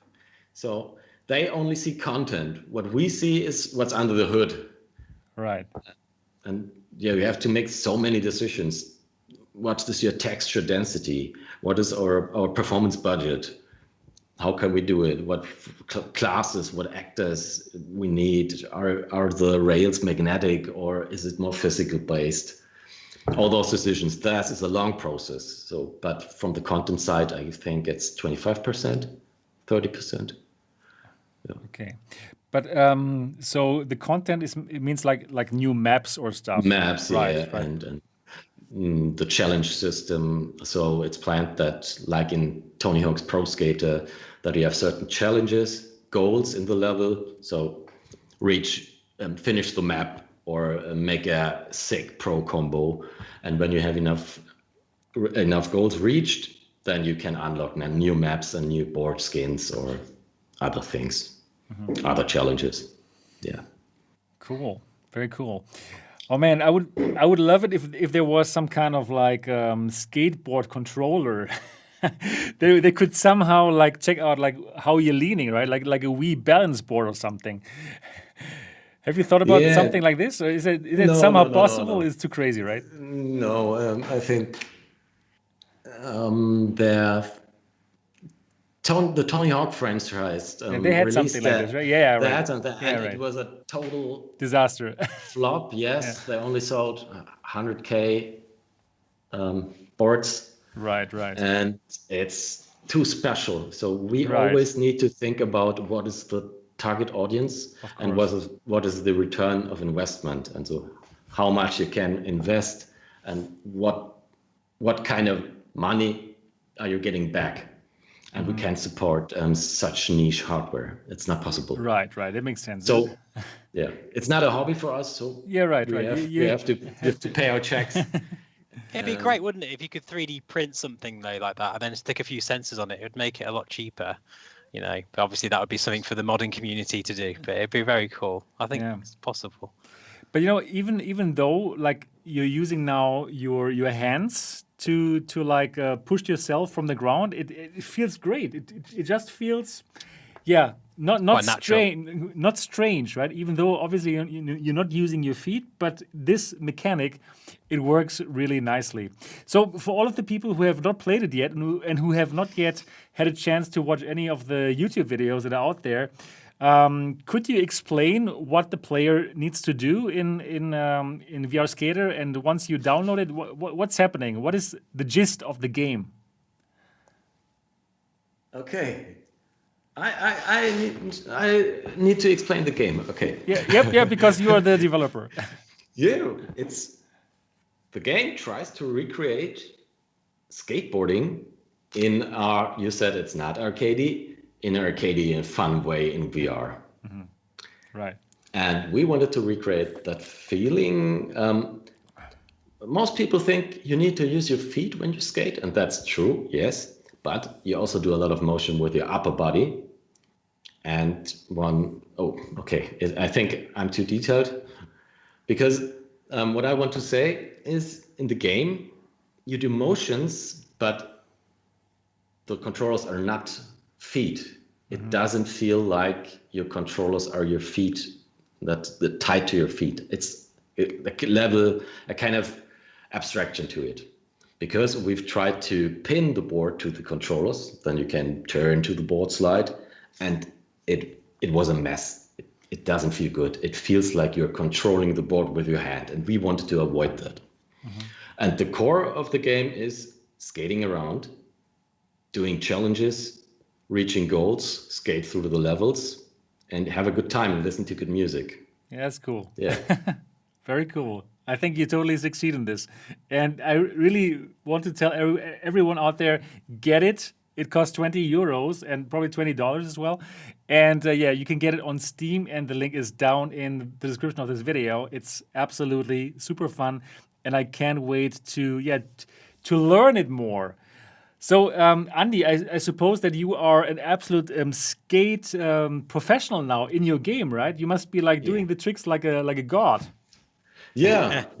But Max, the level designer, 3D and level designer, is much better than I. Okay. But we have already some VR skateboarders out there. I think they're better than we are. Okay, I cool. think they can compete with the developers. It's crazy. It's really crazy. There are some players are complaining about the current content of the game. For the price, comparing to the price point. But we have players, they've already 30 hours in it. Wow. And they still have fun, and that's crazy. I didn't expect that. So I have thousands of hours in this game. Yeah, sure. I was going to ask Andy, like, you know, in terms of how you've done the physics for the game, is it possible to kind of just be a little bit creative and maybe try and do a few things? Like maybe like, you know, you slide down the railings of the stairs, or, you know, just kind of like mess around a bit with it. Like say like a Boneworks kind of thing where, you know, the physics are able to let you be a little bit more experimental with it as well as do the challenges as well. Is that no? It's not a real physics simulator. So we have also magnetic rails, and it's based on physics, but it's made that it's easy to control, because there are physics-based skateboard simulations out there. Session, for example, it's great, but it's really hard to control it and to succeed with it. And no, it's a hacky, it's semi-physical, I would say. Yeah. It's funny because even though you say that, like, it feels, you know, when you pull off a trick, you feel like you're actually done it. Like you feel proud of yourself. No, really, exactly. I think I think for that you totally achieved what you want to achieve. That feeling of achievement, it's there.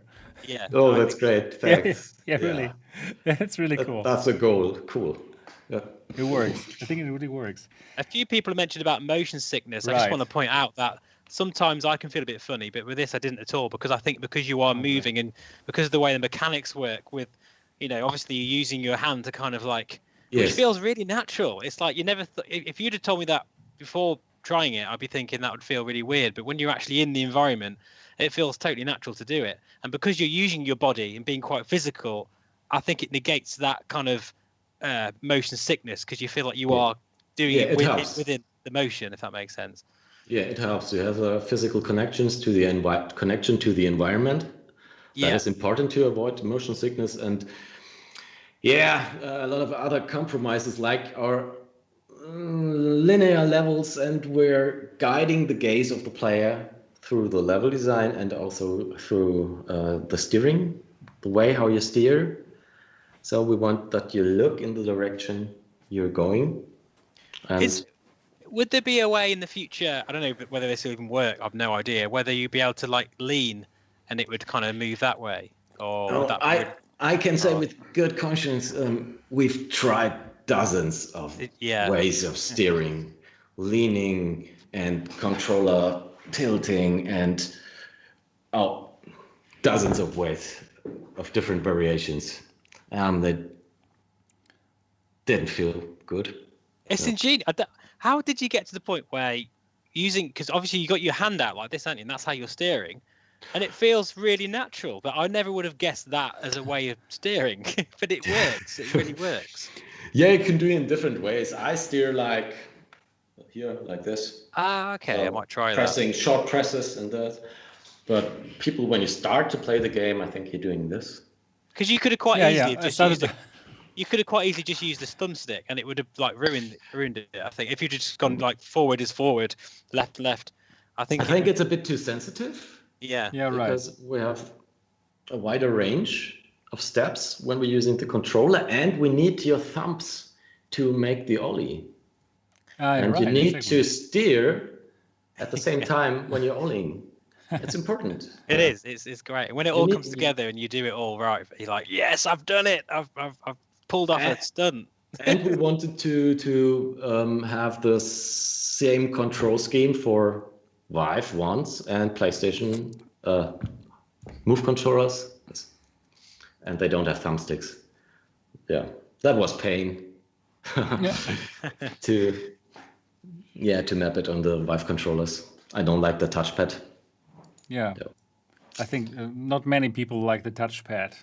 Yeah, right. Yeah, and it breaks easily. We have it does. It does. Five defective controllers here. By the way, sorry, Seb, if you want to ask a question, but I don't want to. There's two in the chat. It's a while ago now, but I wrote them down because it was a guy called Taz who wanted to ask how long does it take to bring a game from an idea into the actual, to an actual game kind of thing. So you've got an idea in your head. How long has it taken to do that? Did you say 2 years? I think, which is to me, I think that's really quite a short time, really. The idea, I think, 2018. I came up with the first gliding surfing blog on Google Daydream. Early 2018. And it's, it depends. It really depends. You need to get into the flow. We made another game, Rotator X. It's called Rotator X. It's an endless runner. I think it's really cool. It take us 4 months from idea to release. That's also possible. Yeah. How long? Sorry, did he say? 4 months. 4 months. Yeah. Okay. So I wouldn't have any idea like how I would even go about. I had have an idea for a game and then starting to make it come to life. It's incredible, isn't it? Really, it's so easy to underestimate because we thought we released the early access alpha version in April 2020. Yeah, and we're 1 year over schedule now. Wow. It's so easy. You have to think about so many things, about legal and right issues. You need to do licensing, and for PC VR, it's pain. You need to make it work on all those different headsets. Oh, VR Skater doesn't work on the G2. Okay, sorry. Oh no, why not? Yeah, because of the tracking. Oh And nee, yeah, really? but we need to rework some of the controls, and yeah, we want to support. Oh, I was going to play it on the G2 as well because the index audio. So if I used it on Steam VR, would it not work properly then? Is that the actual buttons won't work, I'm guessing? Or is it just the tracking itself? Yeah, the tracking, and when you push, it doesn't work properly. Wow, That's interesting. That sucks. Yeah, that's sad because I have the G2. I bought it. But I probably sold it to you. Yeah. That's a headset. It's your fault, Seb. Yeah, it's my fault. There are a lot of players out there, and we want to support it, but we have also issues with the plugin for Unreal Engine, Okay. and it's not stable. So we don't want to sell crap and say we try it by yourself. We say don't buy the game when you use Windows Mixed Reality. But normally the controllers or the algorithm will work pretty well when you're in motion, right? Even if the controller is out of your field of view, but if you are in motion, then normally the tracking still works because of these algorithms. Yeah, I think they're also getting better because software is a very powerful tool. Right. We see it with Oculus, what they are able to do just with an update. That's incredible, unbelievable. And Right. I think it will getting better. It will get better. Let's see. I'm going to try it. I've tried it now on the Quest using AirLink, and that worked pretty well. But also I did also feel some tracking issues sometimes. But then I played it on the Valve Index. Then it was perfect, of course, because of the LiDAR tracking. So looking forward to try this out. As well on the G2. So what I want to know now. So it took 2 years to make this game, and if you want to make this kind of game, if you have an idea, like a cool idea like you have now, of bringing skateboarding to VR, it's an amazing idea.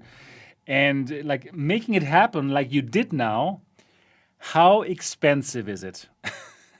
What kind of money do you need to make this happen? So I believe 2 years, 3 guys, you all have families probably or need to live somehow. Yeah. So it sounds pretty expensive to me. So I have a lot of debts. Is it correct? Debts? Yeah, that's Yeah. yeah. It's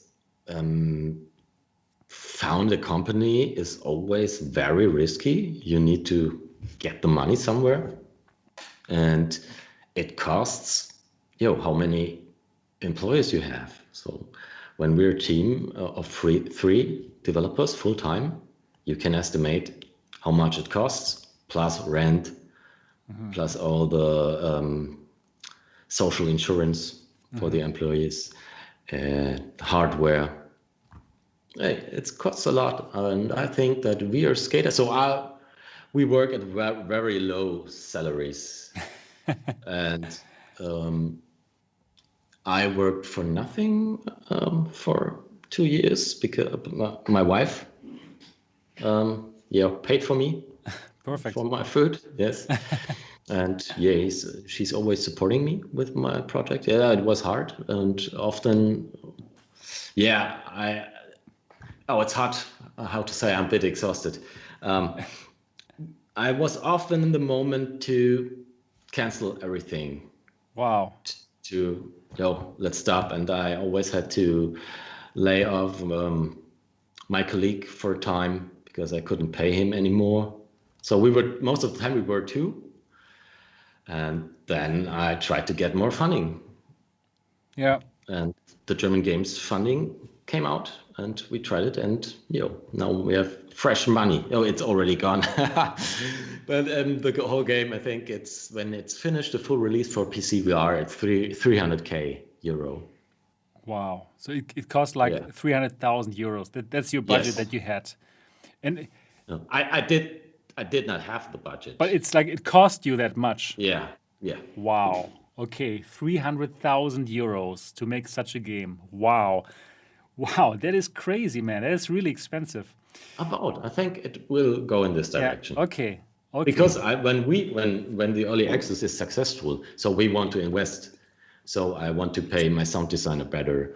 We want to pay more for the music license. So it's you need to keep the company running and Be kind of cool, wouldn't it, to hire reach out? another developer. So Yeah, of Sorry, I course. just think it'd be kind of cool to reach out to maybe bands that are maybe not signed, Right.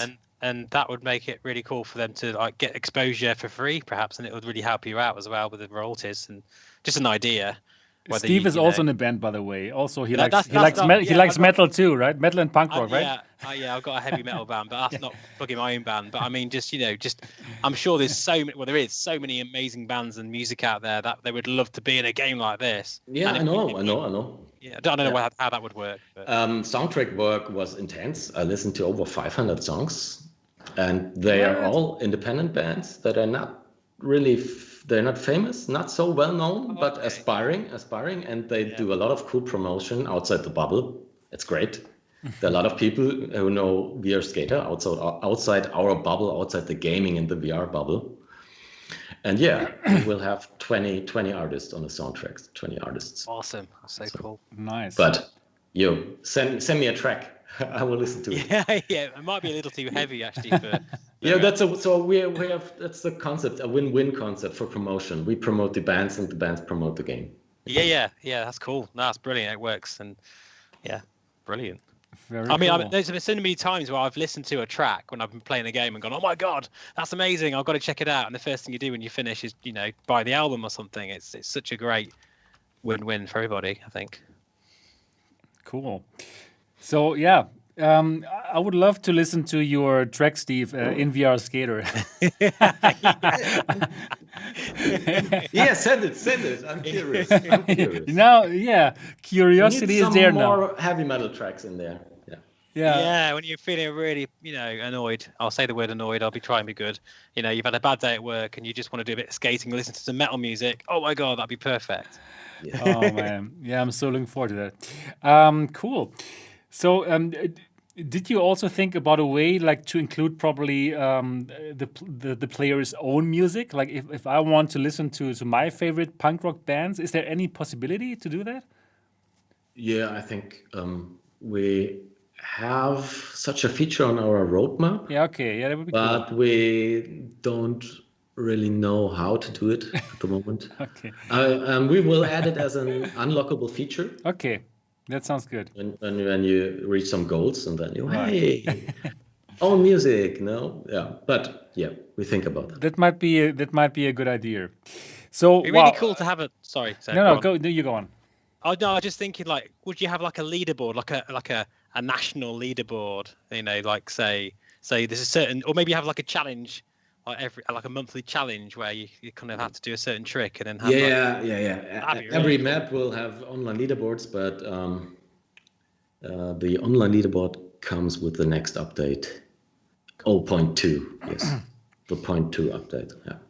Yeah, that's very important. That's the core of the game. Yeah, to compete with scores. Too right. Yeah. Oh, I'll be right down at the bottom, but I'll be happy to be on the leaderboard. Oh my goodness! I already see something happening on my channel. Probably it could be like some kind of competition. Like I did these competitions before with Pistol Whip, and yeah, and I think this game has so much potential for YouTube. Like people making some really cool tricks and just showing off what they do on YouTube. I think that could be like one thing. Yeah. I think that's cool. I would love to show it off on my channel. I might have to get a bit better yet, but you never know. In a couple of weeks, I might have put a video on the channel. That'd be kind of cool. Yeah, we know that there's the potential for content creators promoting the game, making cool content. That's also a point for this decision to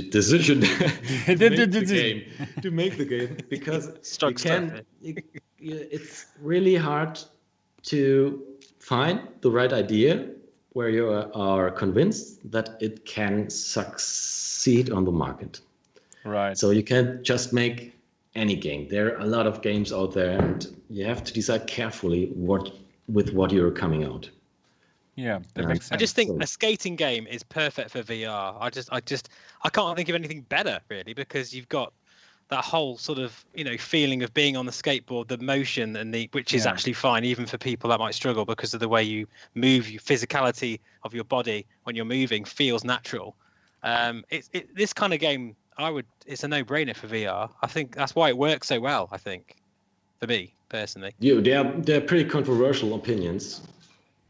Some people say it's totally pointless what we're doing. It's not. No kidding. There's always going to be haters, man. Don't worry about this kind of thing. Because it's hard to understand a skateboarding game, skating with hands. Yeah. It sounds weird. But think of the climb. You know, like you climb. When you're climbing, you got your feet firmly on the ground, and no one really complains about that. When you're in the environment, you don't think about it. You don't think, oh, my legs are still. You don't. You just think, oh my god, I'm about to do an amazing jump. There's one bit where I jumped this, and there was like a massive like between buildings, and I actually went like that. It's so funny. And then Melissa, my girlfriend, she tried it, and she was like, oh my god, it's so fun watching people in it as well. But we made a lot of conscious, careful decisions. We canceled 2 games. Both were 50% done.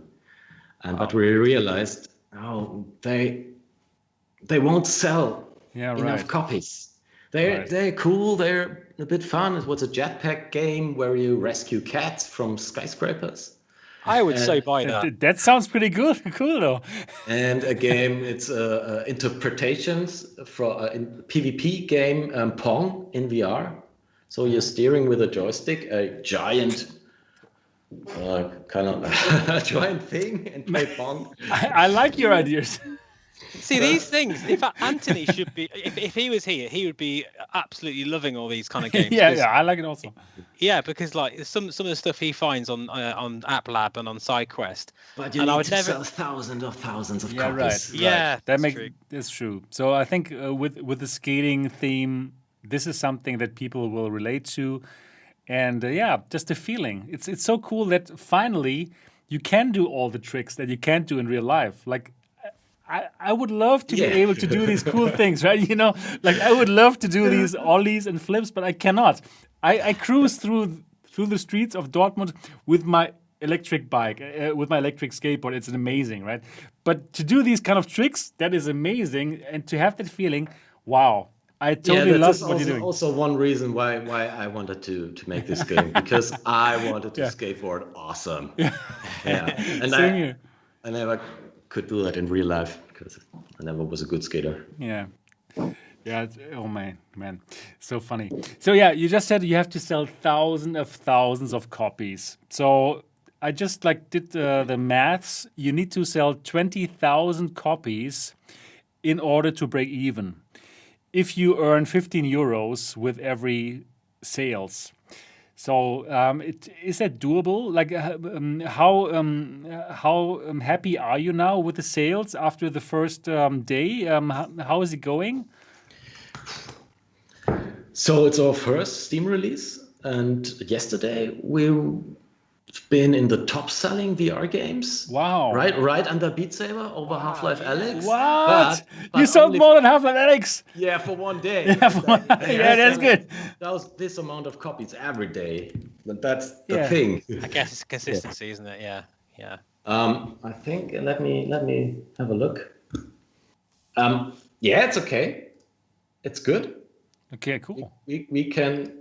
So the important thing is that we can continue work for 3 to 5 months more on the PC version, and then it's important to get it on the Quest and PSVR, because there is where you make profit. Right. It is true, and we have some mails from publishers also, and some people who want to invest in the game, but it's not sure. But I think a Quest release can, that's the thing. Of course. That's we just need to survive. We need to survive until we are on the Quest. Wow, that's so interesting. Yeah, that makes sense. So that's a great learning already from our talk. You need to be on the Quest to survive. So I think for the PC VR version, you can get great feedback. You can find out if people like it, right? And if you find out people like it, and if you have like a quite successful early access game, like I think you have now, then you see, okay, that would make sense to put in more time to port it to the Quest, for example, right? Yes. Oh, yeah, correct. Nice. Okay, that's really cool. Very interesting to know for people who probably think about making a game? Or if you would start right now, probably you would try to directly aim at the Quest, right? Now, if you would have to start now. Yes. Yeah, that makes sense, right? Yeah, totally. Because it's so PC VR development really is pain to also only to get all these controller meshes and the right meshes from the right platform, and then you have Steam VR and Oculus VR, and then the Oculus menu button, the left Oculus controller, is mapped to the Steam menu by default when you're using the Rift on Steam, and you have to take so many things into consideration for all the types of hardware. And when you have one system, it's great. You can optimize it to the end, and it will work. Yeah, right. So wow, that's a hell of a ride that you had until now, basically, to be here right now. So from what you're seeing right now, from the feedback that you're getting from the first day, do you think you are going to bring this to Quest? Yeah, sure. Yeah, for sure. Yeah. Okay, Yeah, amazing. Yeah. Okay, it depends on the pitch, but it looks like that. I think it will work. That Oculus wants to have the game. So. Oh man, that's great. We have some contact to ex Oculus Facebook people. Great, but they're doing their own thing right now, but I can't tell. Yeah, but even if they would not let you on the main market, there would still be App Lab, right? If you make it like people would want this. I think people want this on the Quest, right? People see now how much fun it is now on the PC version, and they want it on the Quest. So, what do you think? How is it? What is the roadmap like? So, I suppose you're going to finish the game on Steam, right? Because now you're in early access, you make it 100% with all the maps and stuff, and then you're going to start to port it, or is it like, or is it more like parallel that you? No, we will start after the full PC release. Okay. I think Q4 this year. And then, what do you think? How long will it take to bring it to the Quest? It's hard to estimate. I think it will take 6 months. Okay. Yes. Wow, it's quite long. So it's not like just pressing the button. No, it's export not, to Quest. Because I think we wanted to bring it to the Quest 1, and that's tough. That is tough. Quest 1. Okay. That's our gaming PC is 40 times faster. Wow. Quest. Yeah. Quest 2 is easier. Yeah. I'm going to say actually, because it look, as I said before, the environment looks so good on the PC. Would you think you'd have to downgrade it quite a bit for the Quest 2, even with the XR2 chipset? Yeah. I'm not surprised really, because those textures, they're really crisp. They look really great. It barely runs on a GTX 1060 with the Rift S, the game currently. Wow. But it has some drop frames, so that's why our minimum specs is the 1070 at the moment. Wow. That's still pretty low though, isn't it, in terms of PC specs these days? I think that's it. That it runs so well on such a mid-range or even low-end PC. I take it in terms of optimizations. Was that quite a long process within the development? Yes. Yeah. That was a really long process. Our first prototype, there was a trailer out on YouTube, and we thought, oh, we did it. We're the best developers in the world, and all the other developers are such idiots. They don't know how to optimize. And now I know that it was a total mess. Oh God, really? Is it that so hard? now it runs so much better, and it looks also so much better. So we had no reflections in the first prototype, and thought that was clever. So yeah. See, people like me will notice that, because I'm like, and that's why I was surprised, because it looks so good now. Yeah, it looks amazing, really. And that's what I said at the beginning. Like, you could have easily have not bothered with those reflections and all those other details, but I guess that perfectionist kind of attitude you've brought about with this game has really showed off, because it just looks absolutely fabulous. I think. Well, thank you. That gives you that sense of being there as well. I always think visuals are very important. So it'd be really interesting to see how the challenges you're going to have to face porting it over to the Quest 2. I'm sure it'll still look amazing though. I'm sure it will when it's done. But are you considering also the Quest 1, or are you Yes. going to think about, okay, I'm just going to bring it to Quest 2? John Carmack said in the interview, you should bring it on the Quest 1. Yeah, I mean, you're right. Also, there's like 1 million people. Yeah, or like could be like, I don't know, 1.5 million or whatever. Yeah, they can all buy your game. It makes sense from the financial standpoint, right? Of course. Yeah, we have to think about how long it will take more, how much time it will take more to port it to the Quest. Yeah, right. And the return of investment we can get. Yeah, that makes sense.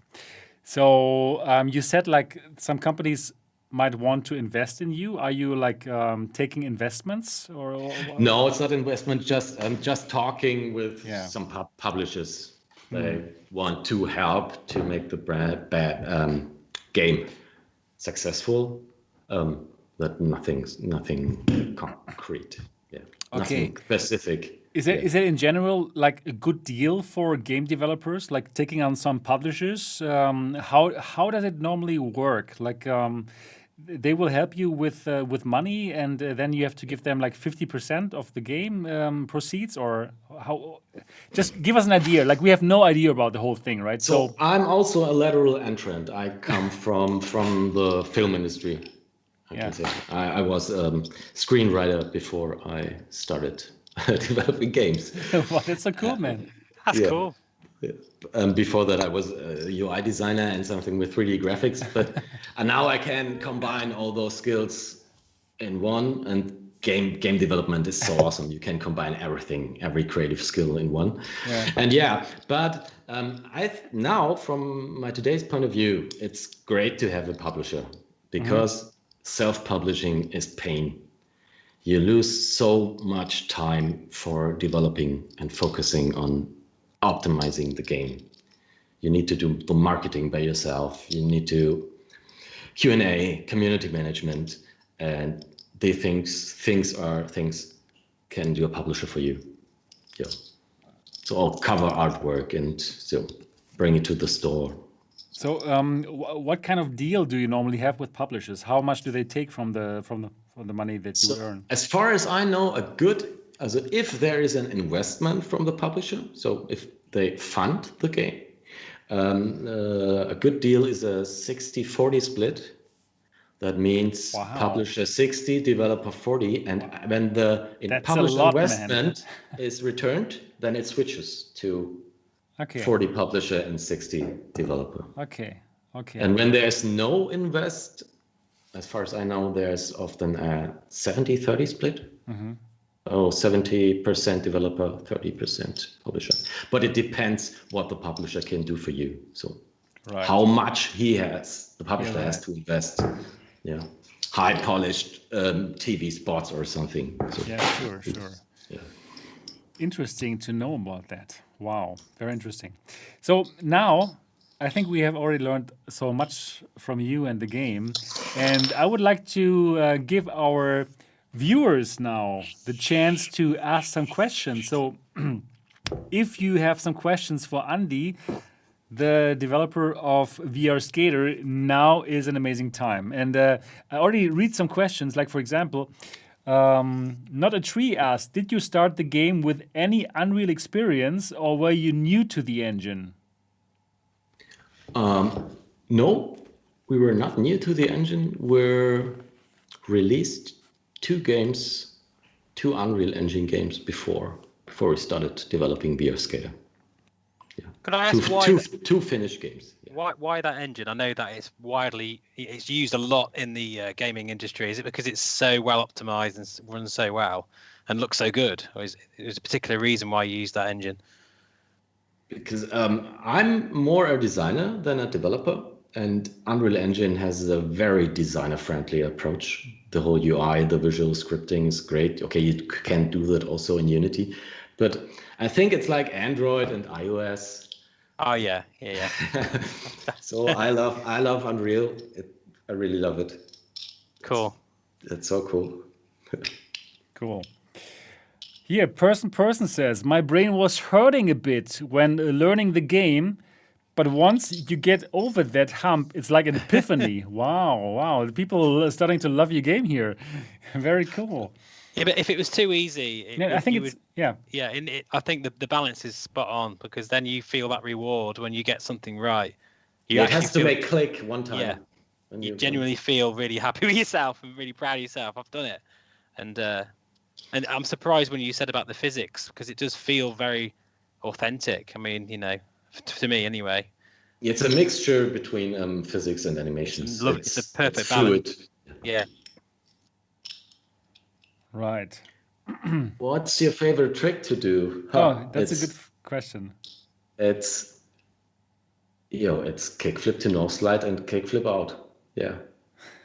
I love doing kickflips to nose slides, frontside, all the time. Can you do that in real life? Oh.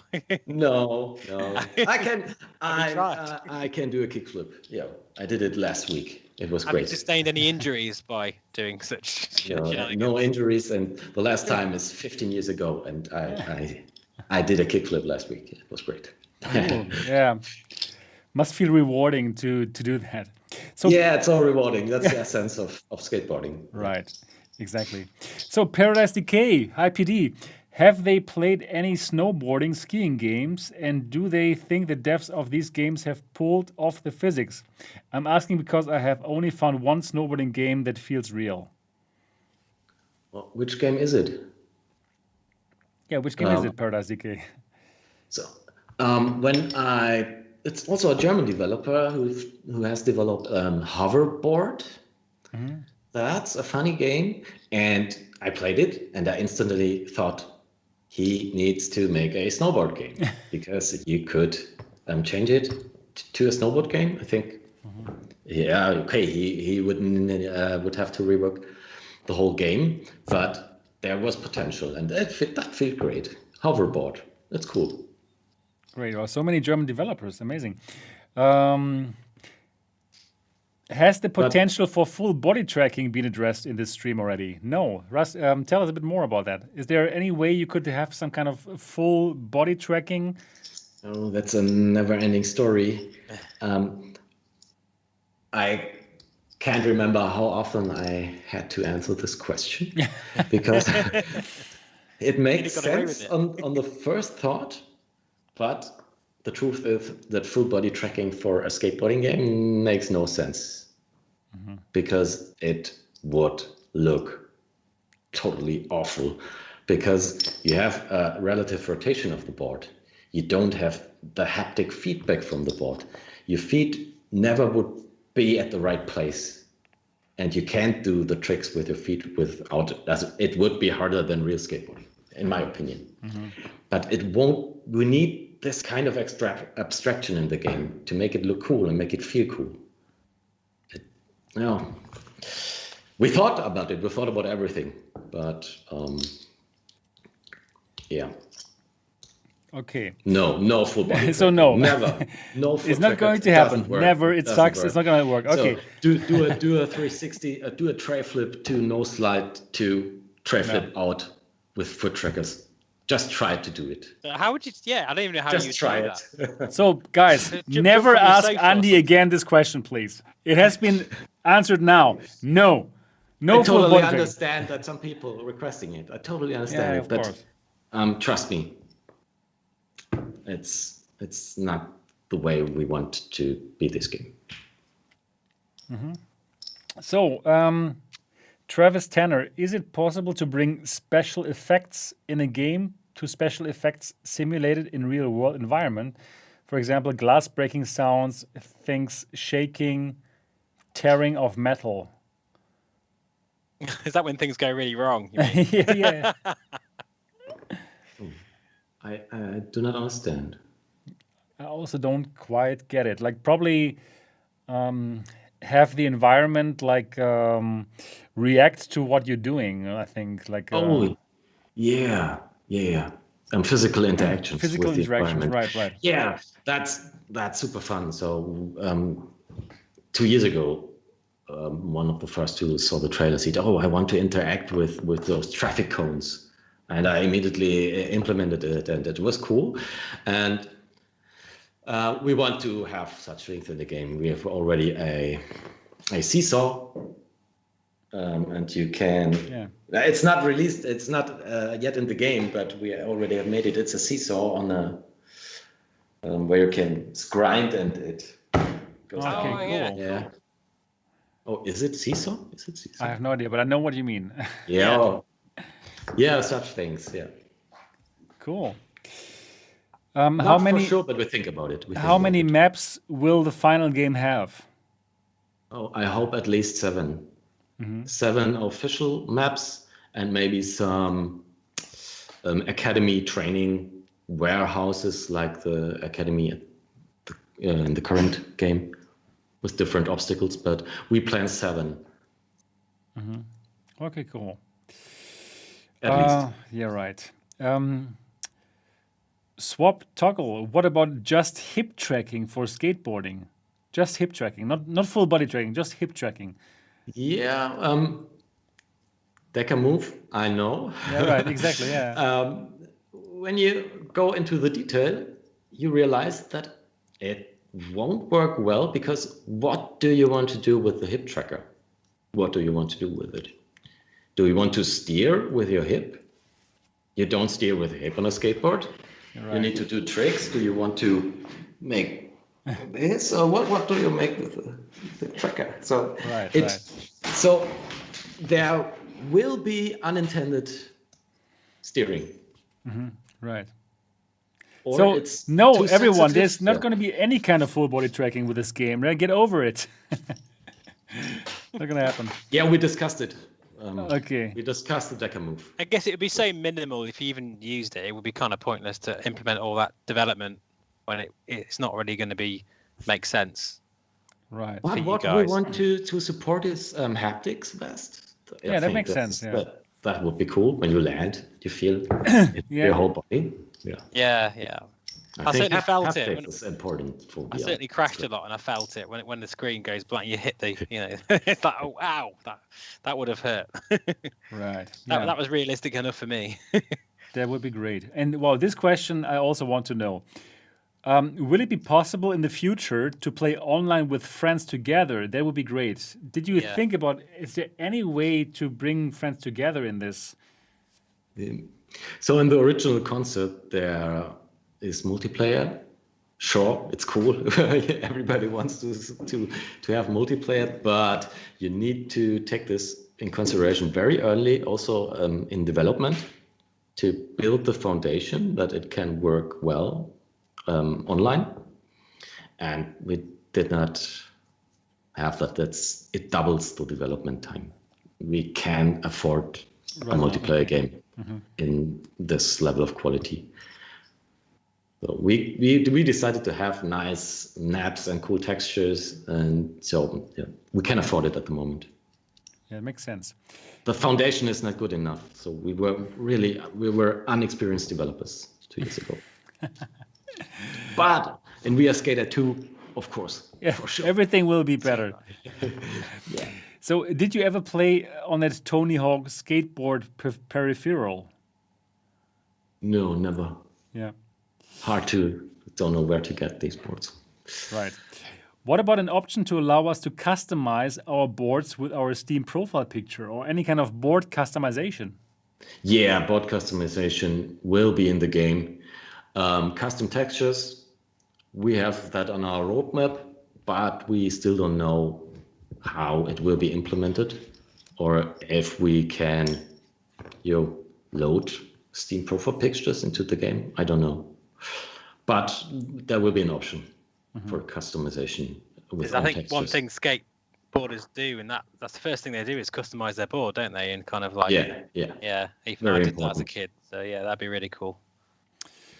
Cool. Yeah, great. Wow, we already have like more than 2 hours, and I don't want to take more of your time, man. More? Yeah, 2 hours more? No. We already have like no. We already have like we talked now for 2 hours already, and that's normally our time to say no. enough is enough. So also today I want to like stop it here, and I simply want to say thank you so much, Andi, for taking your time to be on the show and to tell us all about VR Skater. Hope you enjoyed it. Yeah, I have to thank. Yeah, thanks. And so I can just tell anyone out there with a VR headset who is into skating, or even not, if you want to be cool, if you want to feel like you are really a great skater, try this game. It's really fun.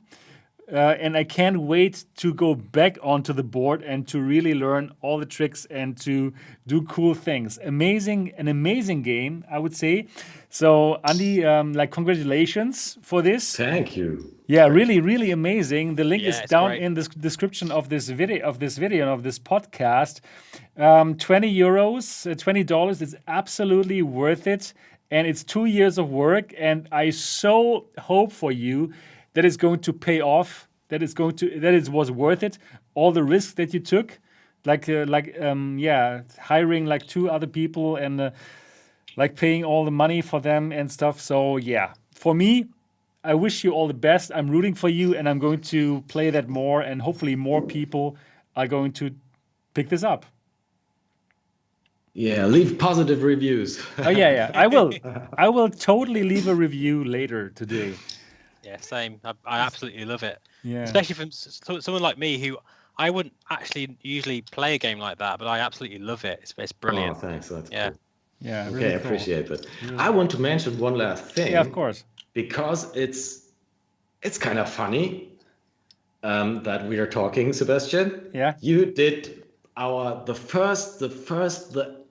first review ever for our very first game. For my Yes. first virtual mini golf reality on Google Daydream. Yes. Thank you. And you did the first review. Woo! Wow, that was like 3 years ago or so. Yeah, amazing. I was so proud. There's Daydream District. Yes. Oh, a review. It's so cool. Yeah, that was amazing. Yeah, and I'm also going to play VR Skater on MRTV now, and I hope it helps you, because I really want to support you. It's just so much fun, the game, and I think it's so cool that we're all in this together in this VR industry. You know, like working hard on all this stuff, like really believing in this technology, and like putting everything into it, right? I mean, you and me, like we're doing the same thing, like putting everything into this, like not yet mainstream technology. And we could probably do other things and earn more money, yeah.